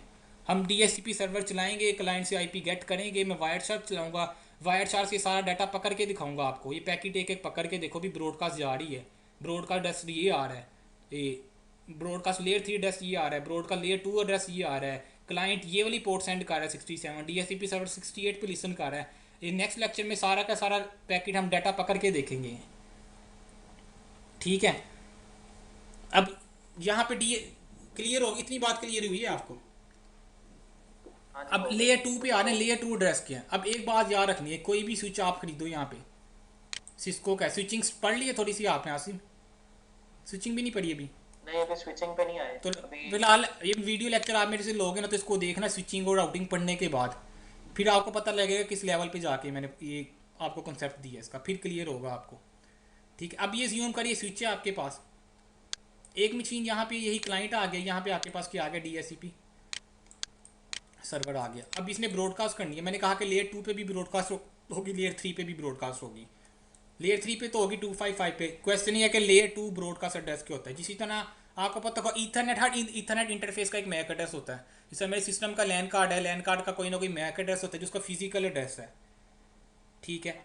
वो कम्युनिकेशन, लैन में कम्युनिकेशन किस पे होती है? ईथरनेट की, ईथरनेट पे कम्युनिकेशन होती है मैक एड्रेस की बेस पे, डाटा फॉरवर्डिंग मैक एड्रेस की बेस पे हो रही थी। आगे पढ़ोगे कि ये अगर सर्वर तक जाना है, वो कहेगा अच्छा मैक किया है, स्विच के ने अपने पास स्विचिंग टेबल पे सेव किया होता है, वहाँ से डाटा देखते और फॉरवर्ड कर देता है सर्वर के पास। अब इशू ये है कि लेयर 2 ब्रॉडकास्ट एड्रेस क्या होगा कि रिक्वेस्ट इस पीसी पे भी जाए, नेटवर्क पे, इस पीसी पे भी, इस पीसी पे भी, क्योंकि क्लाइंट को अभी भी DHCP का नहीं ना पता, तो लेयर 2 पे ब्रॉडकास्ट करेगा। हमारे पास लैन लगा हुआ है, लैन पे कम्युनिकेशन बेसिकली किस पे हो रही होगी? लेयर 2 के ऊपर। तो जब भी सिस्को, जितनी भी पोर्ट्स होती हैं स्विच की, उनका एक अपना मैक एड्रेस होता है, ऐसे ही है, ठीक है। इथरनेट पोर्ट्स है ना, जितनी पोर्ट्स हैं इनका एक मैक एड्रेस है। जिस तरह यूनिकास्ट एड्रेस होता है, एक ब्रॉडकास्ट एड्रेस होता है, इसी तरह हर पोर्ट का एक यूनिक मैक एड्रेस तो होगा ही, जो दूसरी किसी पोर्ट का नहीं हो सकता। लेकिन हर पोर्ट के ऊपर एक ब्रॉडकास्ट एड्रेस भी होता है, जो क्या होता है ये याद रखनी है। कहते हैं कि ब्रॉडकास्ट एड्रेस कौन सा होता है, ठीक है। ब्रॉडकास्ट एड्रेस कौन सा है, बहुत ही important question. FFF 12 time,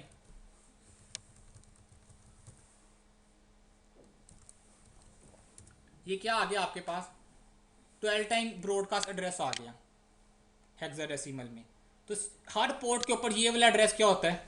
configure होता है। जब इस एड्रेस के ऊपर रिक्वेस्ट भेजी जाएगी तो ये एड्रेस तो हर पोर्ट का है स्विच की। अब ये रिक्वेस्ट एड्रेस हर पोर्ट का है, तो रिक्वेस्ट कहाँ से निकलेगी बाइट? इसके पास रिक्वेस्ट आई, स्विच के पास ने कहा कि what is your destination, switch ने कहा कि स्विच ने फॉरवर्डिंग करनी है किसकी बेस पे? मैक एड्रेस की बेस पे। तो स्विच के बाद रिक्वेस्ट आई, स्विच ने कहा व्हाट इज योर डेस्टिनेशन, उसने कहा कि माय डेस्टिनेशन इज ये वाला एड्रेस। उसने कहा अच्छा ये वाला एड्रेस है, ये वाला एड्रेस तो ब्रॉडकास्ट एड्रेस है, यहाँ से भी बाहर निकल लो, यहाँ से भी निकल लो। यहाँ से भी निकल दो, यहाँ से भी, यहाँ से जितनी पोर्ट से रिक्वेस्ट कहाँ से निकल गई, बाहर निकल गई, रिगार्डलेस के यहाँ पे कौन सी नेटवर्क आईडी अटैच है, यहाँ पे 192 की अटैच थी, यहाँ पे जी आपके पास 10 की अटैच थी, तो स्विच को की सब पोर्ट्स की का ब्रॉडकास्ट एड्रेस किया है सेम होता है। जब सारी पोर्ट्स पे ये वाला एड्रेस कन्फिगर है और डेस्टिनेशन क्या थी, यहाँ पे जाना है, और ये एड्रेस मल्टीपल पोर्ट्स का था या सब पोर्ट्स का था, रिक्वेस्ट हर पोर्ट से बाहर निकलेगी, हर पोर्ट से निकलेगी तो डीएससीपी की पोर्ट से भी बाहर निकलेगी। यहाँ पे डीएससीपी सर्वर कनेक्ट था।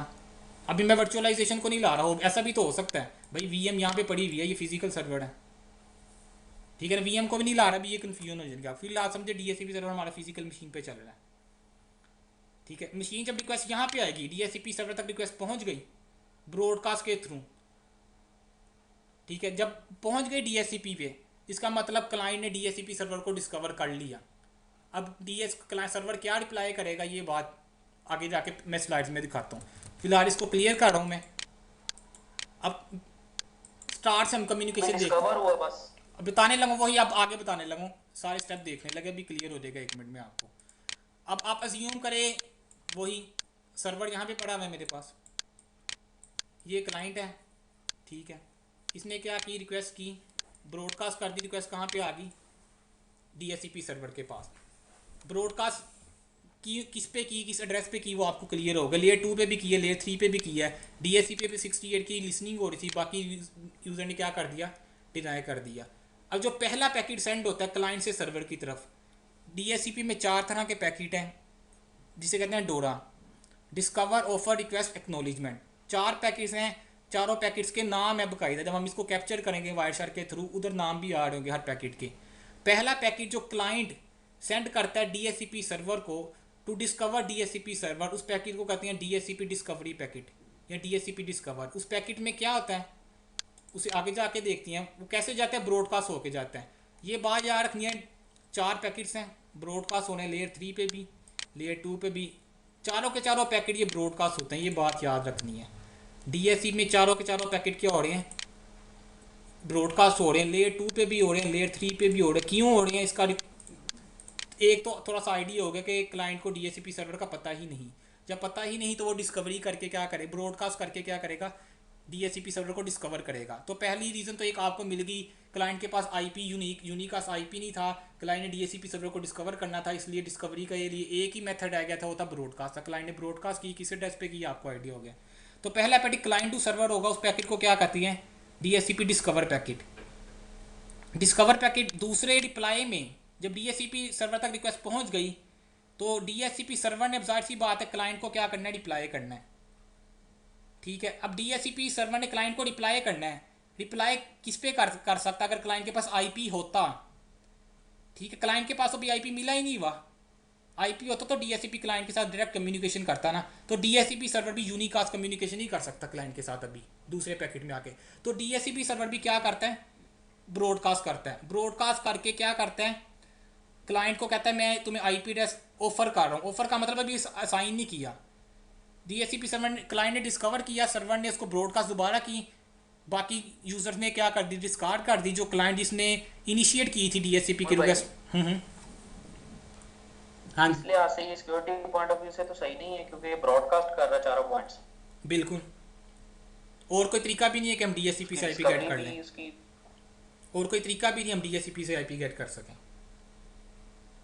और सिक्योरिटी पॉइंट ऑफ व्यू से क्या कह सकते हैं, जब हमें आईपी मिला ही नहीं हुआ यार मशीन को, तो कोई ट्रैफिक हमारी कैप्चर भी कर लेता है। नेटवर्क पे बाकी जितनी मशीन्स लगी हुई हैं वो तो देख सकती है ना कि क्या देख सकते क्या आईपी मिला है या नहीं, कैसे देख सकती हैं वो ये है, कोई सेशन कैप्चर करेगा, कोई स्विच को आपको, आपके जो स्विच है, स्विच को आपके हैक कर लेता है, तो स्विच से जो स्पेसिफिक पोर्ट है जहाँ पे हमारा डीएससीपी सर्वर लगा हुआ है, वहाँ पे जी वो अपना वायर शार कोई टूल लगा के मिररिंग करवा रहा है कि जी इस डीएससीपी सर्वर को की इस पोर्ट पे रिक्वेस्ट आए तो जी मेरे इस टूल के पास भेजता रहे।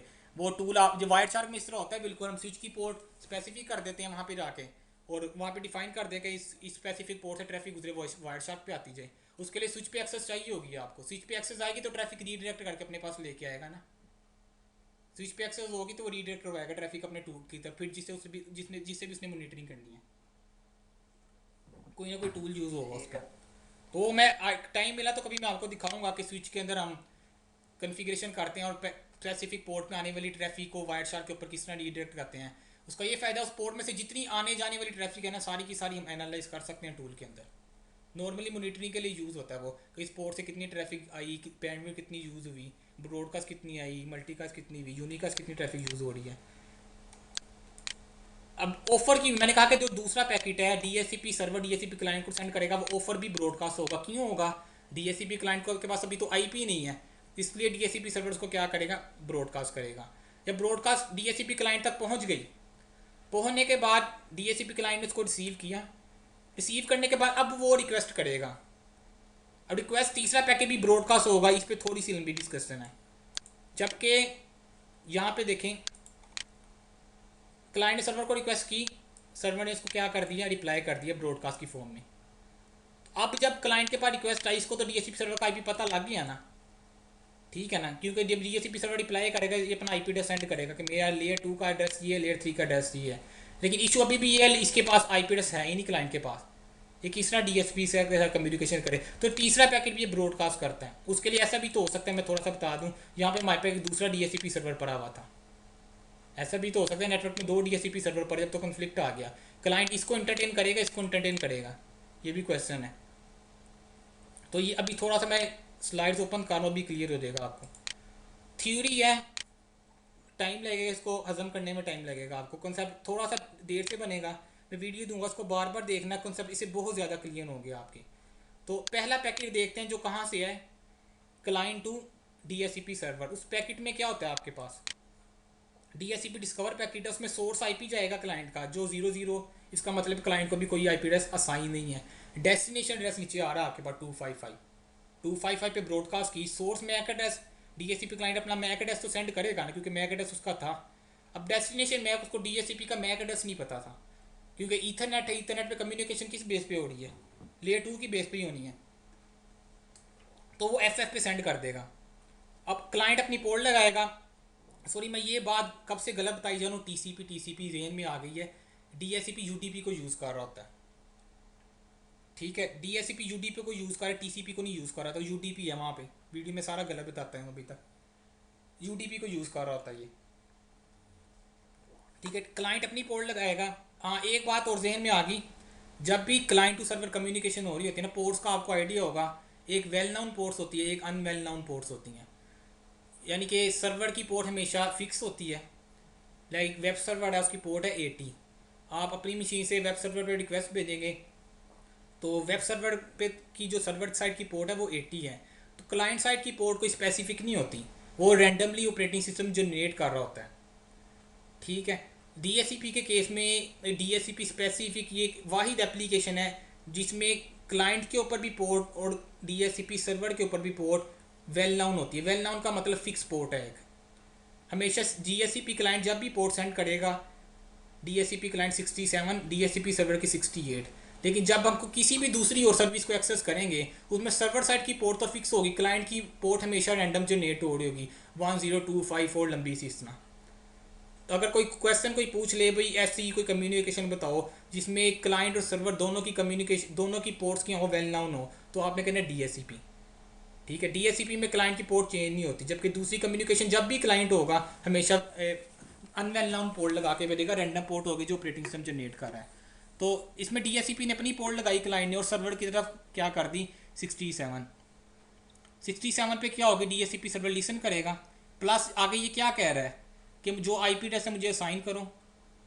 अगर डी गेटवे है, टीएनएस है, टीएफटीपी वगैरह, क्लाइंट रिक्वायर्ड कर रहा है कि ये कन्फिगरेशन मुझे असाइन करो, ये ब्लैंक है इस टाइम, क्योंकि क्लाइंट के पास है नहीं ना। पैकेट के अंदर क्लाइंट ने बता के भेजा कि मेरी जितनी कन्फिगरेशन तुम्हारे पास है वो मुझे सेंड कर दो। पहला पैकेट ब्रॉडकास्ट हो गया, इसे कहते हैं डीएससीपी डिस्कवर, इसे डीएससीपी सर्वर डिस्कवर होगा। दूसरा पैकेट में क्या हुआ, रिक्वेस्ट कहाँ पे चलेगी, डीएससीपी सर्वर के पास, ठीक है। उसमें जिसे कहते हैं डीएससीपी ऑफर, दूसरे पैकेट में डीएससीपी ऑफर करेगा।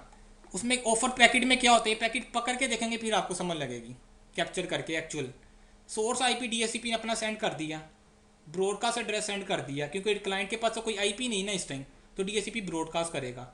ब्रॉडकास्ट करेगा, अपना मैक सेंड करेगा, उसका मैक यहाँ पे उस क्लाइंट ने फिर लेयर 2 पे क्या कर दी, ब्रॉडकास्ट कर दी, पोर्ट नंबर आ गई, ऑफर आईपी यहाँ पे आ गया। ऑफर आईपी का मतलब है ऑफर कर रहा है, असाइन नहीं किया, ठीक है। बताऊंगा दूसरे स्टेप में क्यों नहीं असाइन किया उसने, अगर हमारे नेटवर्क में दूसरा DHCP कोई और 2 DHCP सर्वर चल रहे हैं उनको स्टॉप करने के लिए। ये बात याद रखनी है। ऑफर किया उसने, कहा मैं ये IP एड्रेस में असाइन करूँगा, अभी किया नहीं है। करूँगा का मतलब है मैं तो IP तुम्हें असाइन कर दूँ, उसने ऑफर किया। जब क्लाइंट कहेगा हाँ कर दो, फिर ये DHCP असाइन करेगा। उसने कहा ऑफर की 1.13 IP की, साथ एक रेफरेंस ID लगा के भेजिए। रेफरेंस ID की बहुत ज़्यादा इंपॉर्टेंस है यहाँ पे। प्लस नीचे जो ऑप्शनल कन्फिग्रेशन है ये भी DHCP सर्वर ने से ऑफर की है, यहाँ पे डॉट लिखा हुआ है एडिशनल कन्फिग्रेशन। एक रेफरेंस आईडी सेंड की है। रेफरेंस आईडी का आगे जाके बताता हूँ क्या बेनिफिट है। रेफरेंस आईडी का मतलब है DHCP ने एक रेफरेंस दिया कि इस रेफरेंस आईडी के साथ ये मैं तुम्हें साइन करूँ, नेक्स्ट टाइम जब भी तुमने कम्युनिकेशन करनी है रेफरेंस आईडी मुझे सेंड करनी है। अब ये पैकेट था सर्वर टू क्लाइंट। अब दूसरे पैकेट से रिक्वेस्ट सर्वर से क्लाइंट पे पहुंच गई। अब DHCP क्लाइंट क्या करेगा आगे? तीसरे पैकेट में DHCP क्लाइंट क्या करता है? रिक्वेस्ट करता है। उसके पास अभी भी IP कोई नहीं मिला हुआ, ब्रॉडकास्ट एड्रेस सेंड कर दिया, ब्रॉडकास्ट की रेफरेंस आईडी जो DHCP की थी वही उसने यहाँ पे लिख के क्या कर दी, रिक्वेस्ट कर दी, हाँ भी मुझे IP एड्रेस क्या कर दो, असाइन कर दो। अब तीसरा पैकेट क्यों ब्रॉडकास्ट हुआ? पहली रीज़न तो यही है क्लाइंट के पास अभी IP एड्रेस है नहीं। दूसरी रीज़न क्या है? माई नेटवर्क में मल्टीपल DHCP सर्वर भी हो सकते हैं। इसको मैं थोड़ा सा क्लियर करने लगा। 2 DHCP सर्वर हो सकते हैं, मतलब ये क्लाइंट आ गया, यहाँ पे मेरे पास ये आ गया सर्वर 1 आ गया, यहाँ पे आप समझ लीजिए यहाँ पे आपके पास क्या आ गया सर्वर 2। ये क्लाइंट है, क्लाइंट ने रिक्वेस्ट की, ब्रॉडकास्ट की रिक्वेस्ट यहाँ भी गई, यहाँ भी गई। ये कौन सा पैकेट था? DHCP discover. ब्रॉडकास्ट हुई ना तो दोनों तक आई, दोनों तक पहुंची तो रिप्लाई भी क्या करेंगे? दोनों करेंगे। इसने भी इस क्लाइंट को क्या किया? रिप्लाई कर दिया। इस मशीन ने भी क्लाइंट को रिप्लाई कर दिया। अब जाहिर सी बात है क्लाइंट सेम टाइम पे दोनों की रिक्वेस्ट एक्सेप्ट नहीं कर सकता, मिली सेकेंड या माइक्रो सेकेंड का फ़र्क लाजमी आ जाता है। ठीक है, DHCP का असूल ये है, मल्टीपल DHCP सर्वर लगे हुए हैं, अगर क्लाइंट जिसकी पहले रिक्वेस्ट आ जाएगी क्लाइंट के पास, क्लाइंट उसको इंटरटेन करेगा। लाइक ऊपर वाली सर्वर की DHCP की रिक्वेस्ट पहले आ गई तो क्लाइंट ने इसकी रिक्वेस्ट क्या कर ली? एक्सेप्ट कर ली। यहाँ पे मैं ए लिख रहा हूँ, ए का मतलब क्या कर ली? एक्सेप्ट कर ली। नीचे वाले की क्या कर दी है? डिस्कार्ड कर ली है। जब ऊपर वाले की क्लाइंट ने एक्सेप्ट कर ली है तो इसकी रेफरेंस आईडी भी क्लाइंट के पास आ गई। ऐसे ही है ना, DHCP ने जो रेफरेंस आईडी लगाई, इसने अपनी रेफरेंस आईडी जनरेट की, इसने अपनी रेफरेंस आईडी जनरेट की। DHCP सर्वर ने ऊपर वाले की रिक्वेस्ट एक्सेप्ट की सर्वर 2 की, तो रेफरेंस आईडी इसके पास आ गई, इसकी डिस्कवर थी और ये DHCP ने ये ऑफर थी, दोनों ने ऑफर की ना, दोनों DHCP सर्वर ने। अब एक क्लाइंट ने रिक्वेस्ट करनी है कि मुझे IP एड्रेस असाइन कर दो।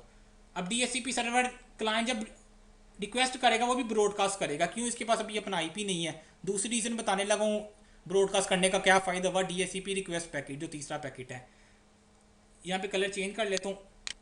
क्लाइंट ने फिर क्या कर दी? ब्रॉडकास्ट कर दी। रिक्वेस्ट यहाँ तक भी आई, रिक्वेस्ट यहाँ तक भी आई। ये DHCP रिक्वेस्ट पैकेज है जो क्लाइंट टू सर्वर है। अब जब यहाँ तक भी आई, यहाँ तक भी आई, तो DHCP जो क्लाइंट है, क्लाइंट ने तो ऊपर वाले सर्वर की क्या की थी? रिक्वेस्ट को इंटरटेन किया था, नीचे वाले की रिजेक्ट कर दी थी। अब तीसरे पैकेज में रिक्वेस्ट यहाँ पे भी आई, यहाँ पे भी आई है। अब IP ये वाला साइन करेगा, ऊपर वाला के नीचे वाला। अब क्या होगा? IP ऊपर वाला ये साइन करेगा, क्योंकि जब तीसरे पैकेट में क्लाइंट ने रिक्वेस्ट इसको की, यहाँ तक आई। अब इसके ऊपर रेफरेंस आईडी किसकी थी? ऊपर वाले सर्वर की। ऐसे ही है ना, क्लाइंट ने दूसरे में जो रेफरेंस आईडी ऊपर वाले सर्वर की उठाई थी, जब वो रिक्वेस्ट करेगा रेफरेंस आईडी क्लाइंट लगा के भेजेगा। जब रिक्वेस्ट इसने इसके पास आई, इसने देखा ये तो वो रेफरेंस आईडी नहीं है जो मैंने सेंड की थी, तो ये DHCP को IP साइन ही नहीं करेगा, ये स्टॉप हो जाएगा उसी टाइम। इसको पता लग जाएगा कि इस मेरे नेटवर्क में दूसरा DHCP सर्वर चल रहा है और क्लाइंट ने उसकी रिक्वेस्ट को एक्सेप्ट कर ली है, इसलिए जो रेफरेंस आईडी मुझे मिली थी वो ये मेरी नहीं है और मैंने क्लाइंट को IP एड्रेस असाइन ही नहीं करना एक्नॉलेजमेंट का।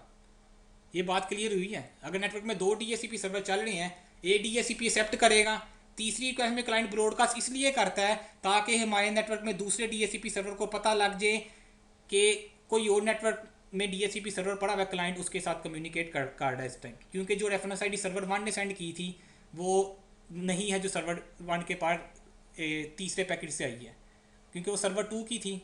और ये रैंडम जनरेट कर होते हैं रेफरेंस आईडी ना, ठीक है, ये अपनी रैंडम आईडी जनरेट करेगा। मतलब रेफरेंस आईडी की वजह से वो स्टॉप हो जाएगा से या वो रेफरेंस की वजह से बचेगा। हाँ, रेफरेंस आईडी के बिल्कुल अगर ये भी IP एड्रेस असाइन कर देता सर्वर 1 भी सर्वर 2 भी, फिर तो इशू आ जाना था ना। जब तीसरे पैकेट में रेफरेंस आईडी सर्वर 1 के पास आई, सर्वर 1 ने देखा यार ये तो वो रेफरेंस आईडी नहीं है जो मैंने सेंड की थी, तो वो अज्यूम कर लेगा कि ये क्लाइंट की मशीन किसी और दूसरे डीएचसीपी सर्वर से कॉन्टैक्ट हो चुका है और मैं मजीद इसको आईपी एड्रेस के लिए फोर्स ना करूँ या सेंड ना करूँ। अब ये है कि रिक्वेस्ट क्लाइंट ने डीएचसीपी सर्वर को कर दी। अब चौथे पैकेट में क्या होगा, चौथा पैकेट फिर वही रीज़न है, क्लाइंट के पास इस टाइम आईपी तो नहीं है। चौथे पैकेट में ये क्या करेगा, ब्रॉडकास्ट कर देगा इस आईपी को, इस मशीन को आईपी एड्रेस असाइन कर देगा, उसे कहते हैं डीएचसीपी एक्नॉलेजमेंट। और चारों पैकेट यहाँ पे थोड़े से ओपन करके देखते हैं डायग्राम में। ये तीसरा पैकेट था रिक्वेस्ट तीसरा पैकेट, ये भी इंटरव्यू का क्वेश्चन है, बड़े बड़े लेवल पे जाके देंगे इंटरव्यू, कोई बहुत हैवी टेक्निकल बंदे वो पूछ सकते हैं तीसरा पैकेट क्यों ब्रॉडकास्ट होता है। आपने कहना तीसरा पैकेट ब्रॉडकास्ट इसलिए होता है, क्लाइंट के पास एक तो यूनिकास्ट आईपी नहीं है इसलिए वो ब्रॉडकास्ट करता है, दूसरा ये है कि वो रेफरेंस आईडी जब सेंड करेगा हमारे नेटवर्क में, अगर दूसरा डीएचसीपी सर्वर उसको पता लग जाएगा कि इसने दूसरे सर्वर की रिक्वेस्ट क्या कर ली, एक्सेप्ट कर ली, और मैं इसको एक्नॉलेजमेंट का पैकेट सेंड ना करूँ। अब चौथा पैकेट है, चौथे पैकेट में जाके आईपी एड्रेस असाइन हो जाता है। दो इसमें टोटल 4 पैकेट है, दो पैकेट क्लाइंट टू सर्वर है, 2 सर्वर टू क्लाइंट है। अब चौथा पैकेट कहाँ से होगा, सर्वर टू क्लाइंट। चौथे पैकेट में क्या करता है, सोर्स आईपी डीएचसीपी का अपना आ गया, डेस्टिनेशन वही ब्रॉडकास्ट आ गई, और ऑब्टेन आईपी आ गया यहाँ पे, और रेफरेंस आईडी फिर वही आ गई।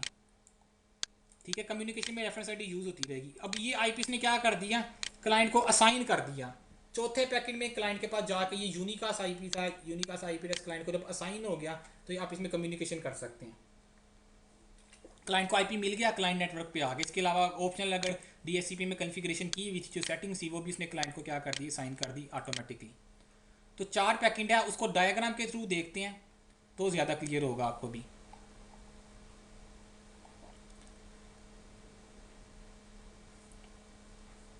अब ये देखते हैं how DHCP lease is produce, कि डीएचसीपी आईपी एड्रेस किस तरह क्लाइंट को असाइन करता है। ये बिल्कुल जो 4 पैकेट मैंने एग्जैक्ट बताए हैं, पेंट पे भी जो भी डायग्राम बना के बताई है एग्जैक्ट उसी तरह यहाँ पे क्या होगा। ये पहला पैकेट देख रहे हैं, हमारे नेटवर्क में 2 डीएचसीपी पड़े हुए हैं, डीएचसीपी सर्वर 1 है, डीएचसीपी सर्वर 2 है, और एक हमारी तरफ यहाँ पे क्या आ रहा है, डीएचसीपी क्लाइंट है। देखिए ये बात सी आ रही है यहाँ पे ऊपर ये, ठीक है, ये स्मोकिंग करने लगा, यहाँ पे सिगरेट ही बना हुआ है। ठीक है, ये पैकेट समझ लो ये क्या करेगा, सेंड करेगा नेटवर्क पे। तो मैंने कहा था ब्रॉडकास्ट करेगा, क्यों, रीज़न पता है आपको, क्लाइंट ने डीएचसीपी सर्वर को डिस्कवर करना है। ब्रॉडकास्ट एड्रेस की ये देखिए सारे नेटवर्क पे हमारी ब्रॉडकास्ट जा रही है इस टाइम, जितनी मशीन थी सब पे रिक्वेस्ट गई। पैकेट 1 क्या है, डीएचसीपी क्लाइंट ब्रॉडकास्ट है डीएचसीपी डिस्कवर पैकेट। पहला पैकेट ब्रॉडकास्ट हो गया, दोनों डीएचसीपी सर्वर तक पहुंचा, दोनों ने लिसन किया, क्यों किया, दोनों पे डीएचसीपी की पोर्ट लिसनिंग इनेबल थी। अब आगे से क्या होता है, दोनों क्या करेंगे, ऑफर करेंगे, दोनों ऑफर करेंगे, ये भी ब्रॉडकास्ट करेंगे। सब तक रिक्वेस्ट गई, इस मशीन तक पहुंच गई, ठीक है, क्लाइंट तक, बाकी उन्हें डिस्कार्ड कर दिया क्योंकि ये ऑलरेडी नेटवर्क पे थी हुई, कम्युनिकेशन कर रही थी। क्लाइंट तक पहुंच गई, 2 पैकेट हमारे हो गए ब्रॉडकास्ट। तीसरा पैकेट जो रिक्वेस्ट का है वो भी हमारा क्या होगा, मैंने बताया था ब्रॉडकास्ट की फॉर्म में। अब देखें ये तीसरे पैकेट में भी रिक्वेस्ट क्या गई है, दोनों डीएचसीपी सर्वर तक चली गई है, ठीक है, दोनों तक चली गई है रिक्वेस्ट, लेकिन बीच में से रिस्पॉन्स देखना भी, चौथा पैकेट जो है वो डीएचसीपी 1 करेगा या 2 करेगा। ठीक है, क्यों करेगा, जब तीसरे पैकेट पे एक डीएचसीपी सर्वर के पास रेफरेंस आईडी आ गई, उसको पता यार दूसरे ये इसका कॉन्टैक्ट किसी दूसरे डीएचसीपी सर्वर के साथ है, तो अभी देखना जो चौथा पैकेट है वो एक ही डीएचसीपी सर्वर सेंड करता है, यानी कि आईपी असाइन एक ही डीएचसीपी कर रहा है, जो हमारे केस में डीएचसीपी 1 है। देखो डीएचसीपी 1 ने ब्रॉडकास्ट की, क्लाइंट को क्या मिल गया, आईपी एड्रेस मिल गया। थोड़ा सा अगली नेट डायग्राम से देखते हैं, इससे शायद और ज़्यादा क्लियर हो जाए आपको। हाँ जी, ये एक स्टेप बैक करना,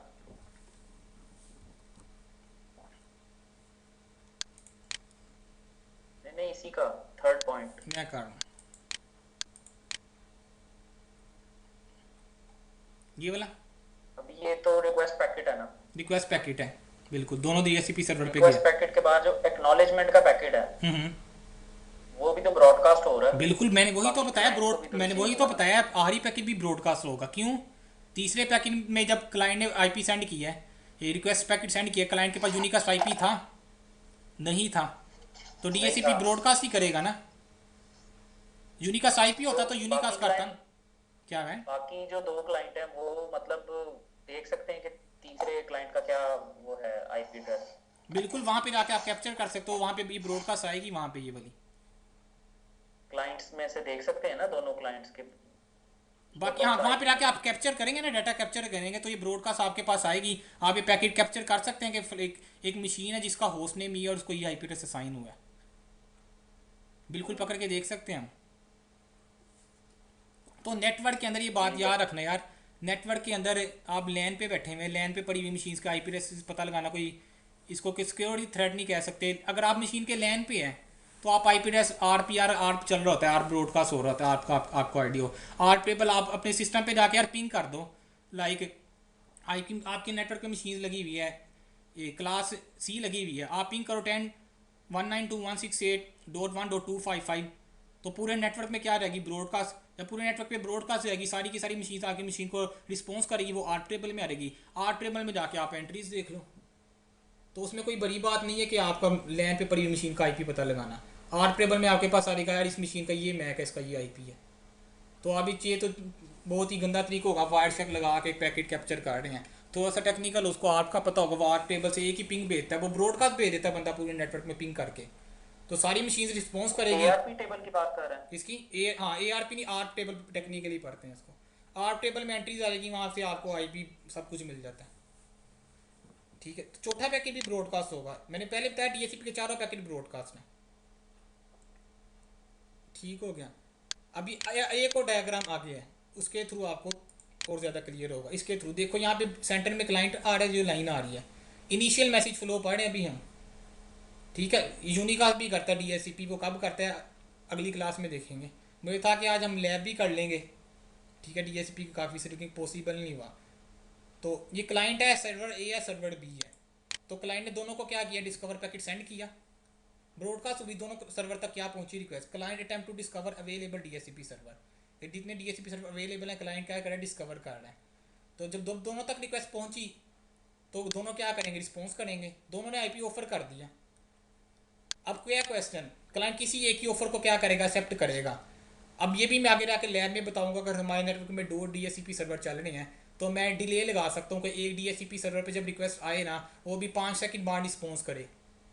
ठीक है, तो जाहिर सी बात, जो 5 सेकंड बाद रिस्पॉन्स करेगा वो ऑटोमेटिक वो हमारा फेल ओवर के तौर पे चल रहा है बैकएंड पे। इन केस प्राइमरी डाउन होगा तो वो आईपी एड्रेस दे सकता है, क्योंकि जब दोनों की रिक्वेस्ट पहुंचेगी, एक 5 सेकंड बाद रिस्पॉन्स कर रहा है, एक उसी टाइम रिस्पॉन्स कर रहा है, तो जो उसी टाइम रिस्पॉन्स करेगा क्लाइंट, उसकी ऑफर क्लाइंट के पास पहले आ जाएगी, क्लाइंट उसको एक्सेप्ट कर लेगा। तो टाइमर भी मैं दिखाऊंगा लैब के अंदर। तो सर्वर रिप्लाई विद ऑफर, आगे क्या कहते हैं, client collect offer, offer collect करता है and decide which offer to accept, जो पहले आ जाएगी क्लाइंट उसको एक्सेप्ट कर लेगा। ये अंडरस्टूड सी बात है। तो अब क्या होगा, क्लाइंट दोबारा से क्या करेगा, दोनों को रिक्वेस्ट सेंड कर देगा। रिक्वेस्ट तो दोनों तक गई ना, लेकिन क्या हुआ, रिप्लाई एक करेगा, क्यों, रेफरेंस आईडी लग के गई है रिक्वेस्ट पैकेट के अंदर। तो देखना रिप्लाई एक पैकेट का आ रहा है, जिसे डीएससीपी एक्नॉलेजमेंट कहते हैं, चौथा पैकेट। एक पैकेट ने जब एक्नॉलेजमेंट की, एक्नॉलेजमेंट के अंदर क्या होता है, आईपी परमानेंटली लीज के ऊपर असाइन हो जाता है। लीज को नेक्स्ट लेक्चर में देखेंगे लीज टाइम क्या है। ऐसा नहीं होता कि डीएससीपी सर्वर ने क्लाइंट को आईपी असाइन कर लिया, वो हमेशा के लिए ज़िंदगी भर के लिए असाइन कर लिया। ठीक है, उसको देखेंगे वो क्या ड्यूरेशन होता है, कितने टाइम के लिए डीएससीपी आईपी असाइन करता है, वापस कब लेता है। अगर हमारे डीएससीपी में हमने कोई चेंजेस किया, वो चेंजेस कब रिफ्लेक्ट होंगे क्लाइंट के ऊपर। तो ये 4 पैकेट थे, क्या हो गए हमारे, ब्रॉडकास्ट हुए, कॉन्फ़िगरेशन कंप्लीट होगी हमारे पास। अब डीएससीपी सर्वर इंस्टॉल करके देखते हैं, ठीक है, और आईपी असाइन करके देख लेते हैं। लीज टाइम काफ़ी सारा हो गया, डीएससीपी लीज को बाद में देखेंगे, क्योंकि डीएससीपी लीज समझने वाली थोड़ी सी बात है। ये लीज टाइम क्या है। तो अभी मैं मशीन के ऊपर आ रहा हूँ, डीएससीपी सर्वर को एक्सेस कर लेते हैं। एक्सेस करने के लिए मैंने पहले बताया था, इस टाइम इसके ऊर आईपी अपीपा से मिला हुआ है। तो अपीपा के थ्रू मैं डीएससीपी इंस्टॉल करूँगा, मुझे वार्निंग आ रहेगी कि इस पर पहले स्टैटिक आईपी से इसको साइन करो, फिर डीएससीपी वर्क करेगा।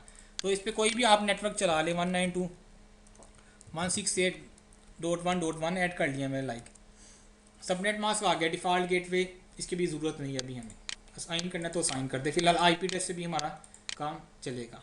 इस पर डीएचसीपी लगाने लगे, डीएससीपी सर्वर चलाने लगे। डीएससीपी सर्वर पे खुद पहले मैंने क्या किया, स्टैटिक आईपी एड्रेस असाइन कर दिया। स्टैटिक देना जरूरी है जी यार, डीएससीपी सर्वर आप इसके ऊपर चला भी दें, और डीएससीपी सर्वर के ऊपर खुद क्या है, स्टैटिक आईपी नहीं है, तो इसके ऊपर आप जाके ऑटोमेटिक आईपी कैसे गेट करेंगे, क्योंकि डीएससीपी सर्वर के ऊपर आईपी होता तो क्या करता, असाइन करता क्लाइंट को। डीएससीपी पे स्टैटिक आईपी होना ज़रूरी है, डीएससीपी सर्वर का अपना आईपी स्टैटिक होना चाहिए। तो ऐड रोल्स एंड इधर जाए DHCP सर्वर, बिल्कुल सिंपल है, नेक्स्ट नेक्स्ट फिनिश है।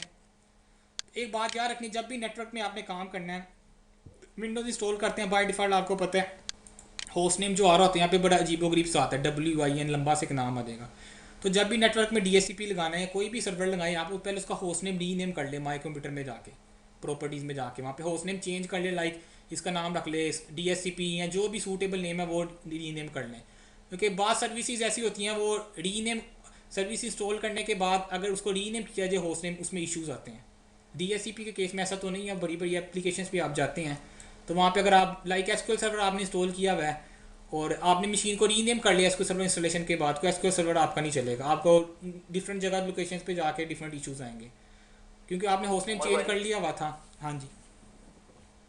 हर सर्विस के लिए रीनेम करना पड़ेगा या एक दफा सर्वर को ही रीनेम करना है? मेरा मतलब था कि इस मशीन का ना एक स्पेसिफिक नाम होता है, आप नेटवर्क में उसको ईजिली आइडेंटिफाई कर सकते हैं। लाइक जैसे मैंने किया हुआ है उसको रीनेम सर्वर 1 रखा हुआ है। मशीन का एक नाम ये तो यानी मैंने कि, भी किया हुआ है। हाँ मशीन का एक नाम यानी कि एक ऐसा रखें कि सूटेबल हो, आपको याद रहे, ये नहीं कि अजीबोगरीब गंदा सा लंबा सा नाम आ रहा है, वो बड़ा कन्फ्यूजन करता है आपके नेटवर्क में ना। समटाइम उसको एक्सेस करने आपको उस मशीन का IP याद ही नहीं है, एटलीस्ट आपको नेम याद होगा, आप नेम से उसको एक्सेस तो कर सकते हैं ना। अगर आपको नेम भी नहीं याद, IP भी नहीं याद, फिर किया बैठे रहेंगे या उसकी कंसोल से जाकर उसको फाइंड करेंगे VM है तो रीनेम करनी, जब भी सर्वर इंस्टॉल करना है प्रोडक्शन इन्वायरमेंट में, ये बात याद रखनी है। ऑपरेटिंग सिस्टम इंस्टॉल करें, एंटीवायरस इंस्टॉल करें, विंडोज़ अपडेट सारी इंस्टॉल करें, सिक्योरिटी अपडेट्स। लैब में तो कुछ नहीं है, लेकिन आप सिक्योरिटी अपडेट्स एंटीवायरस लाजमी इंस्टॉल करें अपने सर्वर के ऊपर, सर्वर ताकि आपका फुली अपडेटेड हो, सिक्योर हो। ठीक है, जो भी उसके बग फिक्सेस हैं माइक्रोसॉफ्ट ने बनाए हैं वहाँ से डाउनलोड करें, इंस्टॉल करें। तो सर्वर का IP यहाँ पे आ गया 192.168.1.1। ठीक है, ये लाजमी देखना है यहाँ पे IP एड्रेस पे लिसनिंग कर रहा हो यहाँ पे। अगर ये विजिट में रन कर देता IP एड्रेस बाद में साइन करता है, यहाँ पे DHCP उसने उठाना ही नहीं था IP, और फिर DHCP की सभी बाद में स्टार्ट नहीं होनी थी। तो मेक श्योर करें जो आपका IP एड्रेस साइन है वो यहाँ पे लिसन हो रहा हो। नेक्स्ट करना है, तो यहाँ पे सिंपल है, DHCP सर्वर है, इंस्टॉल कर दे इसको, नेक्स्ट नेक्स्ट फिनिश है। और बिल्कुल इसके हल्का से एक ओवरव्यू दूंगा क्योंकि आज थ्योरी बहुत ज़्यादा हो गई है, थ्योरी कल भी बहुत ज़्यादा है, अगर वो लैब थोड़ी सी करके ना भी थोड़ा सा थ्योरी वाला जो खुश टॉपिक था अभी वो थोड़ा सा फ्रेश हो जाएगा लैब करके। टाइम है ना आपके पास अभी? टाइम बस मेरा ख्याल है 10 मिनट तक कर लें बस ठीक है, 10 मिनट तक और कर लेते। तो इंस्टॉलेशन स्टार्ट है हमारे पास। एक बात याद रखनी, जब भी इंस्टॉलेशन के दौरान कोई एरर आ जाए ना आपको, तो ट्रबल शूटिंग का एक सबसे आसान वे है यही है कि आप इवेंट व्यूअर में जाके लोग देखें उसी टाइम। जैसे ही एरर यहाँ पे थ्रो होगा, इवेंट व्यू में लाजमी कोई ना कोई लोग उसका जनरेट हुआ होगा। तो इंस्टॉलेशन फेल्ड हो, ये ना हो कि ये ऑपरेटिंग सिस्टम री इंस्टॉल कर लो, सब कुछ कर लो, तो ट्रबल शूट करना इवेंट व्यूअर में जाके वो एरर देखें, एरर को गूगल पे देखें, कॉपी पेस्ट करें, वहाँ से कोई ना कोई सोल्यूशन मिल जाएगा। तो फिलहाल ये हमारा सक्सीड हो गया है। क्लोज करता हूँ इसको मैं टूल्स में आके, यहाँ पे ये साइन और एक्सक्लेमिनेशन आ गया। इसका मतलब क्या है कि आपने कोई सर्विस इंस्टॉल की है लेकिन अभी तक कन्फिगर नहीं की। ठीक है, यहाँ से भी मैं कंप्लीट कर सकता हूँ, मैं कैंसिल करके इसको क्या करता हूँ, स्टार्ट में जाके भी ओपन करवा सकता हूँ। तो DHCP सर्वर जैसे ही ओपन किया, सर्वर 1 सेलेक्ट किया, IP वर्जन 4 पे कन्फिग्रेशन करनी है, IP वर्जन 6 पे। तो स्टार्ट में क्या होगा, आपको एक पूल या रेंज ऑफ IP एड्रेसेस क्या करनी पड़ेगी, डिफाइन करनी पड़ेगी। एक इसमें क्रिएट होता है स्कोप, स्कोप में डिफाइन करते हैं रेंज ऑफ IP एड्रेस। ठीक है, ये मल्टी कास्ट भी आता है नीचे, फेल है, बड़ी सारी चीज़ों को आगे आने वाले लेक्चर्स में 1 बाय 1 करके डिस्कस करेंगे। ठीक है, तो अभी न्यू स्कोप क्रिएट करना है। स्कोप का मतलब क्या है, इसके अंदर रेंज ऑफ IP एड्रेसेस हमें डिफाइन करनी है जो DHCP असाइन करेगा क्लाइंट्स को। तो नेक्स्ट करें, यहाँ पे कहता क्या नाम देना है इसने, मैंने कहा कि यहाँ पे कोई भी नाम दे दे, स्कोप 1 दे दें, डिस्क्रिप्शन देनी है वो दे दे जो भी सूटेबल है। अब यहाँ पे कहता है स्टार्ट IP एड्रेस किया, अब यहाँ पे 192.168.1.1 नहीं मैं दे सकता। 1 क्यों नहीं दे सकता, वो मेरे खुद DHCP सर्वर का IP है, और DHCP अपना IP ही किसी को असाइन कर दे तो कन्फ्लिक्ट आ गया ना हमारे नेटवर्क में। तो आपके जो IP एड्रेसेस आपने स्टैटिक असाइन किए हुए हैं या एक रेंज आप निकालें, लाइक मैं कहता हूँ 192.168.1.10 से लेके मैंने सर्वर्स को IP एड्रेसेस असाइन करने हैं, वो मेरे क्लाइंट्स की असाइनमेंट के लिए यूज़ नहीं होंगे। तो आप उसको यहाँ से क्या कर लेते हैं, एक्सक्लूड भी करवा सकते हैं। लाइक मैंने कहा कि 192.168.1.1 से मैंने कहा स्टार्ट करो, 1.2 254 तक असाइन कर दिए, ठीक है। लेंथ क्या आ गई इसकी, यानी कि सबनेट मास्क आ गया इसका, नीचे जो आ गया आपके पास, ठीक है। अब यहाँ से लेके मैंने पूरा पूल डिफाइन कर दिया 254 तक। अब 1 मेरे DHCP सर्वर का IP, हालांकि इसमें होना नहीं चाहिए। पहला तरीका कि आप यहाँ पे स्टार्ट ही 11 से कर दें। आपके शुरू के IP में क्या करूँगा, DHCP वो स्टैटिक मैक सर्वर्स के लिए रिजर्व कर लिया आपने। अभी मैं 1 करो में चीज़ दिखाना चाह रहा हूँ आपको। स्टार्ट किया, यहाँ से लेके यहाँ तक IP एड्रेस असाइन करो, नेक्स्ट कर दो। कहते हैं एक्सक्लूजन रेंज। एक्सक्लूजन का मतलब क्या है, इस रेंज में से कोई IP एड्रेस निकालना है। मैंने कहा कि हाँ निकाल लो 192.168, या एक तरीका था आप ऐड ही नहीं करते, 1 से लेके मैंने कहा 192.168.1.10 तक एक्सक्लूड कर लो। पहले मैंने दिए, बाद में मैंने IP एड्रेस क्या कर लिए, एक्सक्लूड कर लिए, ऐड करवा दिए इनको। ये आ रहा है subnet delay in millisecond, जो मैं आपको बता रहा था DHCP कब रिस्पॉन्स करेगा, तो बाद में बताऊंगा आपको, ठीक है। IP एड्रेस पहले लिए, फिर वापस ले लिए।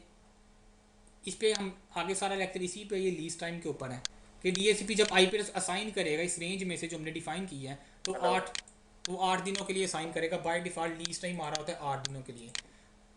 लीज का मतलब है कि डिले आ रहा है वॉइस में। वही सर, अच्छा तो ये डेज आ रहा है 8 दिनों के लिए क्या करेगा, साइन करेगा। लीज टाइम के ऊपर अलहदा से कल अच्छा सा डिटेल में देखेंगे। तो ये लीज का मतलब है DHCP साइन करेगा for the specific interval of time. Lease specific time के लिए या किसी स्पेसिफिक रेंज ऑफ टाइम, किसी इंटरवल के, यानी कि 8 दिन के लिए DHCP का क्या करे, IP एड्रेस असाइन कर रहा है। ये वो टाइम है जिसके लिए क्लाइंट IP एड्रेस मैक्सिमम अपने पास रख सकता है, यानी कि 8 दिन के बाद क्या करेगा क्लाइंट DHCP IP क्या करेगा, लीज अपना रिलीज़ कर देगा। ज़रूरी नहीं है रिलीज़ करेगा या नहीं करेगा, कब तक करेगा। IP अगर रिलीज़ करता है नया मिलेगा या पुराना ही मिलेगा उसको IP, वो अगले क्लास में देखेंगे लीज़ के ऊपर। फिलहाल ये 8 दिन के लिए साइन कर रहा है। ये भी एक है कि बाय डिफॉल्ट लीज टाइम क्या होता है विंडोज़ के अंदर, 8 डेज़ होता है। 8 डेज़ के लिए IP एड्रेस साइन करेगा। वो कहता है IP एड्रेस को कन्फिगर कर लिया पूल आपने, इसके अलावा कहता है फर्दर सेटिंग्स आपने करनी है, यानी कि गेटवे का एड्रेस असाइन करना है आपने, DNS का एड्रेस असाइन करना है, डिफ़ॉल्ट गेटवे का। तो मैं इसको नो कर रहा हूँ अभी, मैं अलहदा से अंदर से जाके आपको दिखाऊंगा वो एड्रेस असाइन कहाँ से होने हैं। फिलहाल मैंने यहाँ से क्या किया, नो नेक्स्ट करके यहाँ पे मैंने फिनिश कर दिया। तो ये पूल आपने क्रिएट करने के बाद फ़ौरन आपका IP एड्रेस असाइन नहीं करना स्टार्ट होगा। IP एड्रेस तब स्टार्ट करेगा जब आप दो चीज़ें इसमें करेंगे। एक तो पूल पे यहाँ पे रेड कलर का साइन आ रहा है, इसका मतलब पूल तो आपने डिफाइन कर दिया लेकिन ये एक्टिव नहीं है, इस टाइम डिसेबल स्टेट में है। दूसरा ये क्या करिए, मशीन एक्टिव डायरेक्टरी पे है, डोमेन ज्वाइन है, तो इसको एक्टिव डायरेक्टरी में जाके ऑथोराइज भी करना पड़ता है आपको, वो सर्वर को करना पड़ता है जाके। जब एक्टिव डायरेक्टरी पर नहीं, सिंपल कुछ नहीं है, राइट क्लिक करके आपने उसको ऑथोराइज कर देना है, ठीक है। ये एक्टिव डायरेक्टरी ज्वाइन नहीं है, डोमेन ज्वाइन होती है। यहाँ पे राइट क्लिक करते हैं आप सर्वर के ऊपर, यहाँ पे ऑथोराइज की एक ऑप्शन आ रही होती है। आपने सबसे पहले सर्वर इंस्टॉल करने के बाद ऑथोराइज करना है उसको। ऑथोराइज का मतलब उसको अथॉरिटी दे रही है कि वो क्लाइंट्स को IP एड्रेस असाइन कर सकता है डोमेन के अंदर। वो यहाँ पे नहीं आ रहा, इसलिए ऑथोराइज की ऑप्शन भी नहीं आ रही। क्यों नहीं, मेरी मशीन किसी डोमेन पे नहीं है, वर्क ग्रुप में है, तो ये डीएक्टिवेट आ रहा है बाय डिफॉल्ट। राइट क्लिक करके मुझे इसे एक्टिवेट करना पड़ेगा। एक्टिवेट किया, वो साइन चला गया।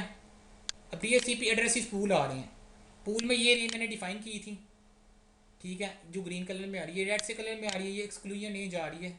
इसका मतलब ये IP मैंने क्या कर लिए थे, वापस ले लिए थे।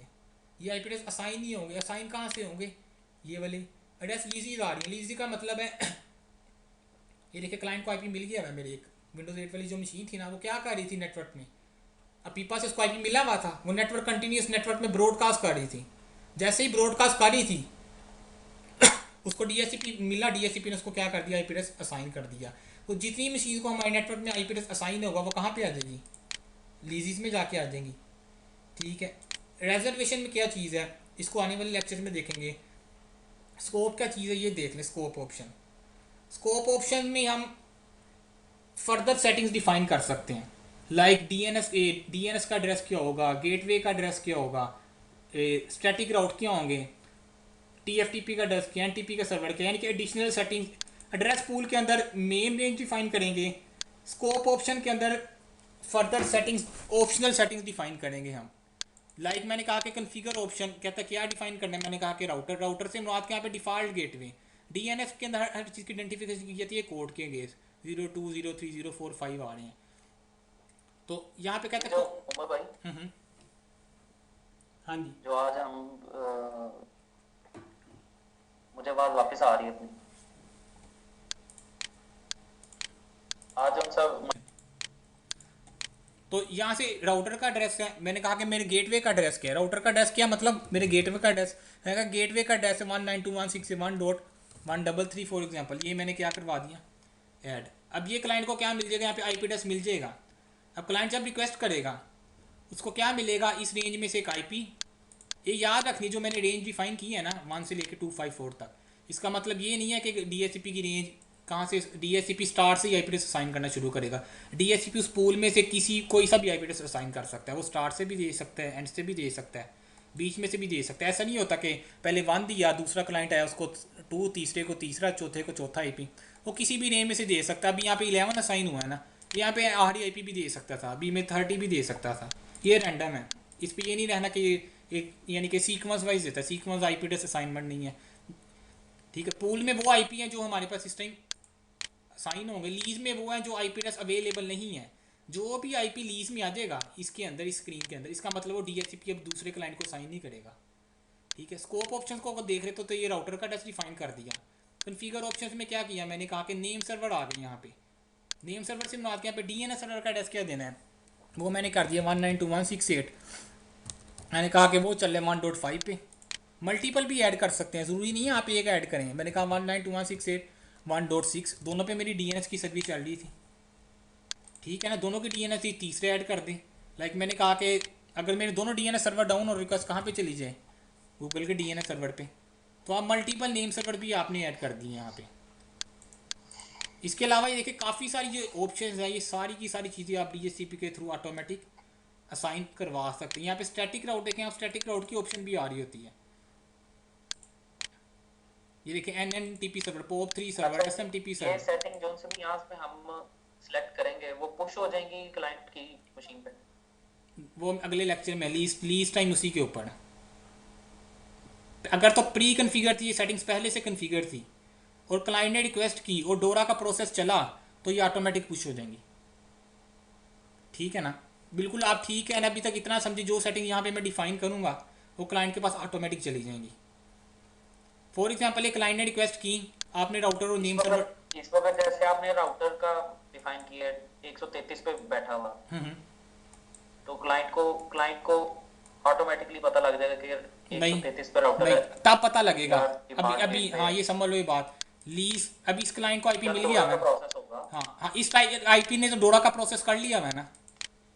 जब इसने डोरा का उसको प्रोसेस नहीं किया पता था, लगेगा। हाँ जब इसने डोरा का प्रोसेस किया था उस टाइम तो डीएचसीपी के ऊपर राउटर उसका एड्रेस असाइन नहीं ना था, ऐसे ही है ना। Exactly. तो उसको इस टाइम गेटवे का एड्रेस नहीं मिला होगा, डीएनएस का एड्रेस। लेकिन अगर कोई नया क्लाइंट आएगा और सर्वर के ऊपर सेटिंग कॉन्फ़िगर कर दी हुई थी, तो अब उसको मिल जाएगा। अब इस क्लाइंट को कैसे मिलेगा, ये नेक्स्ट लेक्चर में मिलेंगे। हमने सर्वर पे सेटिंग चेंज की, तो डीएनएस सर्वर के ऊपर कोई ऐसा मैकेनिज्म नहीं है, डीएचसीपी सर्वर के ऊपर ऐसा कोई मैकेनिज्म नहीं है कि मैं चेंजेस करूँ वो ऑटोमेटिक क्लाइंट के ऊपर रिफ्लेक्ट हो। वो चेंजेस कैसे रिफ्लेक्ट होंगी वही हमने नेक्स्ट लेक्चर में देखनी है। डिलीट करके दोबारा कर दें। क्या है? नहीं, आप डिलीट कर देंगे, सबसे बड़ा डिसएडवांटेज आपने ये दिया, यहाँ से आईपी क्या कर दिया, डिलीट कर दिया। यहाँ से डिलीट करने का मतलब ये नहीं है वो क्लाइंट आईपी ने, वो आईपी क्लाइंट ने रिलीज कर दिया। दोबारा रेजोल्यूशन हो जाएगी। सर नहीं, यहाँ पे आईपी आप डिलीट करेंगे, वो तो डीएचसीपी को आपने कहा ये आईपी फ्री है, लेकिन क्लाइंट के ऊपर तो आईपी मिला हुआ है, ये तो और सबसे बड़ा ड्रॉबैक। इसके बाद डीएचसीपी सर्वर को किसी और मशीन ने रिक्वेस्ट की, डीएचसीपी ये समझा ये आईपी फ्री है, ठीक है, क्योंकि लीजी से आपने डिलीट कर दिया था, डीएचसीपी ने उसको भी आईपी एड्रेस असाइन कर दिया। अब कन्फ्लिक्ट आ जाएगा, क्योंकि आप डीएचसीपी को उसका काम करने दें। आपने को जब तक कंफर्म नहीं है आईपी किसी मशीन पे नहीं मिला, आप क्लाइंट यहाँ दोबारा रिक्वेस्ट नहीं करेगा अगर यहाँ सर नहीं करेगा। यहाँ से डिलीट करने का मतलब है आप डीएचसीपी को ये बता रहे हैं आईपी फ्री है, हालांकि वो आईपी असाइन था। यहाँ पे डिलीट करने से डीएचसीपी आईपी रिलीज़ नहीं करेगा, रिलीज़ मैनुअली क्लाइंट के ऊपर जाके करवाना पड़ेगा। आप प्लान का डिसेबल कर दें, आईपी कॉन्फिग स्लैश रिलीज़ करें, तब वो रिलीज़ करेगा। अगर यहाँ से डिलीट कर देंगे, डीएचसीपी समझेगा 1.11 फ्री पड़ा हुआ है, अगला क्लाइंट आएगा डीएचसीपी उसको भी असाइन कर देगा। सर अब कन्फ्लिक्ट आ गया, अभी डीएचसीपी ने नहीं कन्फ्लिक्ट क्रिएट किया, आपने किया, क्योंकि डीएचसीपी तो कह रहा था मैंने ये साइन किया हुआ है, आपने कहा नहीं साइन किया हुआ, तुमने डिलीट कर दिया मैंने। अब अगले क्लाइंट को डीएचसीपी यही साइन करेगा, तो कन्फ्लिक्ट आएगा आपके पास। तो स्कोप ऑप्शन में है, यहाँ पे दो चीज़ें डिफाइन कर दी आपने। इसी तरह फर्दर अपने तौर पे स्टडी करें, यहाँ पे जाके और देखें स्टैटिक राउट की ऑप्शन आ रही होगी आपके पास, क्लास प्लस स्टैटिक राउट ये आ रहे हैं आपके पास, ठीक है। इसका और भी काफ़ी सारी चीज़ें आपके पास जो असाइन कर सकते हैं।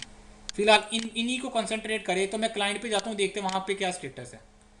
तो DHCP के क्लाइंट पे आया मैं, इसकी TCP IP सेटिंग्स में मैं जाता हूँ।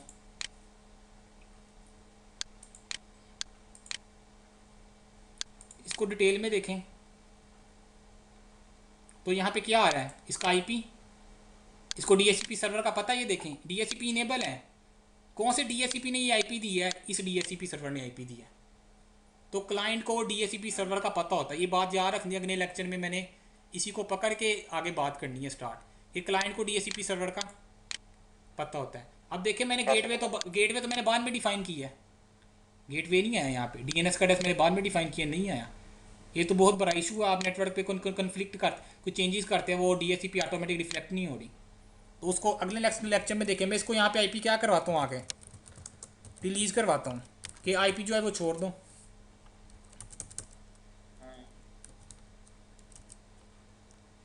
IP एड्रेस रिलीज़ हो गया।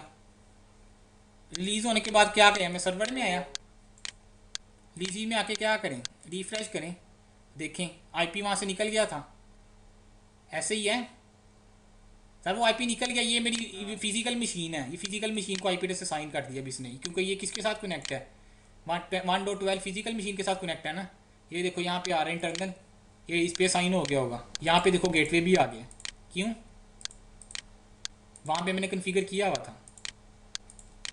ये उसका आ रहा है जो PC मेरा था क्लाइंट 1, वो तो यहाँ से रिमूव हो गया, ठीक है। अब वो IP DHCP के पास अवेलेबल में आ गया, क्यों, वो तो IP वहाँ से डिलीज़ किया। डिलीज़ करने पर अगले लेक्चर में बताऊंगा APEC की DHCP सर्वर को सेंड किया जाता है। जब मैंने ipconfig/release की कमांड दी ना यहाँ पे, तो क्लाइंट ने खुद ही DHCP सर्वर को जाकर इन्फॉर्म किया मैं IP रिलीज़ कर रहा हूँ। जब रिलीज़ किया इसका मतलब DHCP को पता लग गया IP फ्री हो गया, अब मैं किसी दूसरी मशीन को साइन कर सकता हूँ। अब मैं इसको जैसे ही रीन्यू करूँगा, ये दोबारा DHCP को उसने रिक्वेस्ट की। अब वहाँ पे DNS का और गेटवे का एड्रेस क्या किया हुआ था, कन्फिगर किया हुआ था मैंने। तो अब यहाँ पे वो भी क्लाइंट को साइन होगा ऑटोमेटिक। डिटेल में गया मैं, तो ये देखो तो DNS का एड्रेस मैंने ऐड किया था। अच्छा ठीक है, एक मिनट, एक चीज़ बिल्कुल, एक चीज़ वहाँ पे गलत की है, नेम सर्वर नहीं आएगा वहाँ पे। इसको मैं डिलीट कर, इसका और पैरामीटर होता है, DNS सर्वर का अलग से आ रहा होता है, नेम सर्वर तो और चीज़ है, फिर DNS का होता है मेरा, ये आ रहा है DNS सर्वर, ठीक है, ये DNS आ रहा है, ठीक है। इसका क्या जो भी IP है 192.168.1.10, ये पहले चेक करता है उस सर्वर पे DNS की सर्विस चल रही है कि नहीं चल रही, ठीक है। अगर तो चल रही होगी ये ऐड करने देगा, अदरवाइज मैं स्किप करके हम कहते हैं ऐड कर दो, तो ऐड कर देता है यहाँ पे। वो वैलिडेट कर इस IP पे DNS चल रहा है, ठीक है। वो बता रहा है कि DHCP DNS इस मशीन पे नहीं चला, आपने ऐड करवाना, मैंने कहा क्या कर दो, ठीक है। अब क्लाइंट पे आए, अभी DNS का ऑटोमेटिक यहाँ पे रिफ्लेक्ट चेंजेस नहीं आई। रिलीज़ करके मैं रीन्यू करूँगा, रिलीज़ किया मैंने, रीन्यू किया। अब यहाँ पे देखना आ गया DNS का एड्रेस, यहाँ पे DHCP का अपना IP भी आ रहा है। तो इसी चीज़ को आगे लेके चलेंगे कि अगर हम DHCP सर्वर पे कोई चेंजेस करते हैं, वो क्लाइंट पे रिफ्लेक्ट होने का मैकेनिज्म क्या है। यहाँ सर्वर उसको पुश करता है या क्लाइंट रिक्वेस्ट करता है, हमारे नेटवर्क में कोई मशीन लगी हुई थी, अचानक वो बंद हो गई, DHCP वो IP फ्री करेगा कि नहीं करेगा अपने पास, अगर रखेगा तो कितनी देर के लिए रखेगा। अगर सर्वर में चेंजेस आई हैं, लाइक आपके गेटवे का एड्रेस क्या था 133, आपने नेटवर्क में नया राउटर लगाया, उसका IP था 144, क्लाइंट की ट्रैफिक 133 से ही जा रही है, तो क्लाइंट को नया गेटवे का एड्रेस कब मिलेगा, ठीक है। तो ये चेंजेस कैसे रिफ्लेक्ट होंगी ये अगले लेक्चर्स में देखेंगे। सर्वर ऑप्शंस क्या, इसको भी देखेंगे, पॉलिसीज़ क्या, इसको भी देखेंगे, फिल्टर्स क्या, इसको देखेंगे कि स्पेसिफिक IP आपने डिनाई करवाना है, या आप चाहते हैं इसी मैक से रिक्वेस्ट आए तो उसको IP एड्रेस मिले। जी स्टैटिक राउट भी इसमें ही आ रहा था, ये इसमें आ रहा था ना एड्रेस, मैं दिखाया नहीं इसमें, कहाँ गए, स्कोप ऑप्शन में गए आप, यहाँ पे कॉन्फ़िगर ऑप्शन, हाँ यहाँ पे आ नहीं रही थी ऑप्शन, यहाँ पे आ रही थी, देखी तो थी अभी,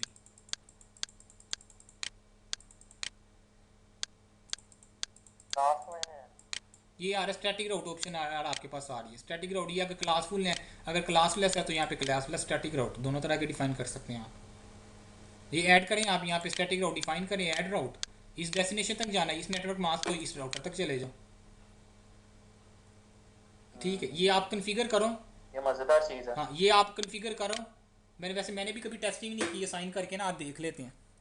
मैंने कहा कि डेस्टिनेशन है लाइक 10,000, इसको टेस्टिंग करके देख लेते हैं अभी। 255,000, तो राउटर क्या है 192.168.1.3 दे दिया। ठीक है, और ये असाइन कर दिया मैंने। कभी टेस्ट ही नहीं की मैंने भी असाइन करके ना यहाँ पे। तो इसको वहाँ पे क्लाइंट पे जाते हैं, क्लाइंट पे जाके देखते हैं स्टैटिक राउट मिला कि नहीं मिला। ठीक है, अभी राउट प्रिंट करके राउटिंग टेबल दिखाता हूँ आपको।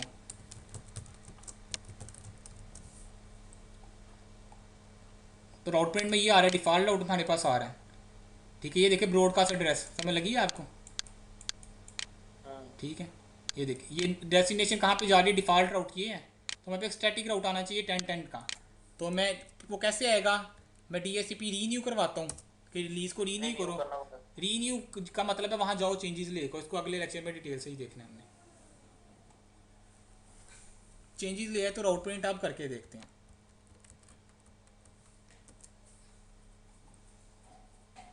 सर ये आगे देखो 10.0.0 के नेटवर्क पे जाना, तो कहाँ पे चले जाओ, इस गेटवे से निकल जाओ। समझ लग गई ट्रैफिक। अब क्या होगा, इस नेटवर्क तक जाना होगा तो राउटिंग टेबल में आएगा, तो डिफ़ॉल्ट गेटवे की प्रायोरिटी कम होती है। ठीक है, तो इसको मैच करेगा, वो यहाँ पे भेज देगा। लेकिन इंटरनेट पे जाना है तो कहाँ जाओ, इस गेटवे पे जाओ। एक ऑप्शन हो सकती है। ये तो हमने सर्वर से पुश करवाई है ना सेटिंग। हाँ जी, क्लाइंट साइड पे हमने अगर मैनुअली करनी है ये डिफॉल्ट राउट की, डिफॉल्ट राउट कह रहा हूँ, स्टैटिक राउट की। हाँ बिल्कुल यार, उसकी कमांड है राउट उसकी वही CMD में आके कमांड लिखे यहाँ पे राउट -P। ठीक है, इसी तरह किस डेस्टिनेशन पे जाना है, क्या वह नहीं GUI कोई नहीं है। CMD में राउटिंग टेबल में एंट्री करनी है, आपको कमांड एंटर करनी पड़ेगी। जैसे ये आ गया, इसमें आपने एंट्री कर दी, कहाँ पे जाना है, आगे गेटवे का एड्रेस आ जाएगा, वो करके आप एंटर कर दो यहाँ पे। वो एंट्री भी आप करोगे तो यहाँ पे क्या आ जाएगी, राउटिंग टेबल में जाके पास होना शुरू हो जाएगी। राउटिंग टेबल प्रायोरिटी भी इसकी सेट कर दें, इसकी यहाँ प्रायोरिटी वगैरह भी सेट हो जाती है। मैट्रिक वगैरह आगे जाके देखूंगा, मल्टीपल डिफ़ॉल्ट गेटवे भी ना असाइन कर सकते हैं। इथरनेट में है ना, अभी तो मैंने एक डिफ़ॉल्ट गेटवे दिया था ना, 2 डिफ़ॉल्ट गेटवे भी मैं असाइन कर सकता हूँ, 3 भी असाइन कर सकता हूँ। लेकिन यूज़ नहीं होते प्रैक्टिकल इन्वायरमेंट में। फेल ओवर का कोई इतना अच्छा फीचर नहीं है। वो ये होता है कि अगर एक गेटवे डाउन हो गया ना आपका, तो ट्रैफिक दूसरे गेटवे से निकल जाती है आपकी। फेल ओवर के नॉर्मली राउटर एंड पे DHCP का भी मसला होगा। किसका, DHCP का नहीं DHCP का क्या इशू होगा, कभी तीनों पे अगर ऑन है DHCP, किस तीनों तो पे होना है, DHCP को भी कॉन्फ़िगर करना पड़ेगा कि किसको कौन पहले उसको IP दे, किसको पहले IP दे। क्लाइंट को। नहीं, क्वेश्चन क्या आपका, क्वेश्चन करो स्टार्ट। नहीं वही उसी के डिफॉल्ट आपने बताया ना कि डिफॉल्ट गेटवे एक से ज्यादा हो सकते हैं। हाँ, एक से ज़्यादा हो सकते हैं बिल्कुल। DHCP पे तो आपने स्टैटिक कन्फिगर किया होगा ना रिडंडेंसी के DHCP। लिए हो सकता है ना, ज्यादा कोई उसका कोई बहुत यूजफुलनेस नहीं, रिडंडेंसी ही रहेगा ज्यादा। हाँ बिल्कुल बिल्कुल, ऐसे ही गेटवे एक ये नहीं होगा कि सेम टाइम पे दोनों गेटवे यूज हो रहे हैं आपके। गेटवे एक साइन होगा, वहाँ पे आके आप मैट्रिक डिफाइन करेंगे, तो मैट्रिक के मुताबिक ट्रैफिक आपकी बाहर निकलेगी। अभी राउटिंग टेबल का आइडिया नहीं। राउटिंग टेबल जब सिस्को में भी CCNA करोगे ना, तो ये थोड़ा सा आइडिया होगा आपको राउटिंग टेबल को कैसे रीड करना है। ठीक है, मैट्रिक क्या चीज़ है, इंटरफेस क्या है या गेटवे क्या है, ये थोड़ा सा राउटिंग टेबल में एंट्रीज पढ़नी आ रही है। मल्टी का एड्रेस आ रही है, इसकी डिफरेंट एड्रेसेस आ रहे हैं। सर उमर भाई एक बात पूछनी थी। हाँ जी, लेक्चर तो ओवर हो गया ना, बिल्कुल। वैसे जनरल बात पूछनी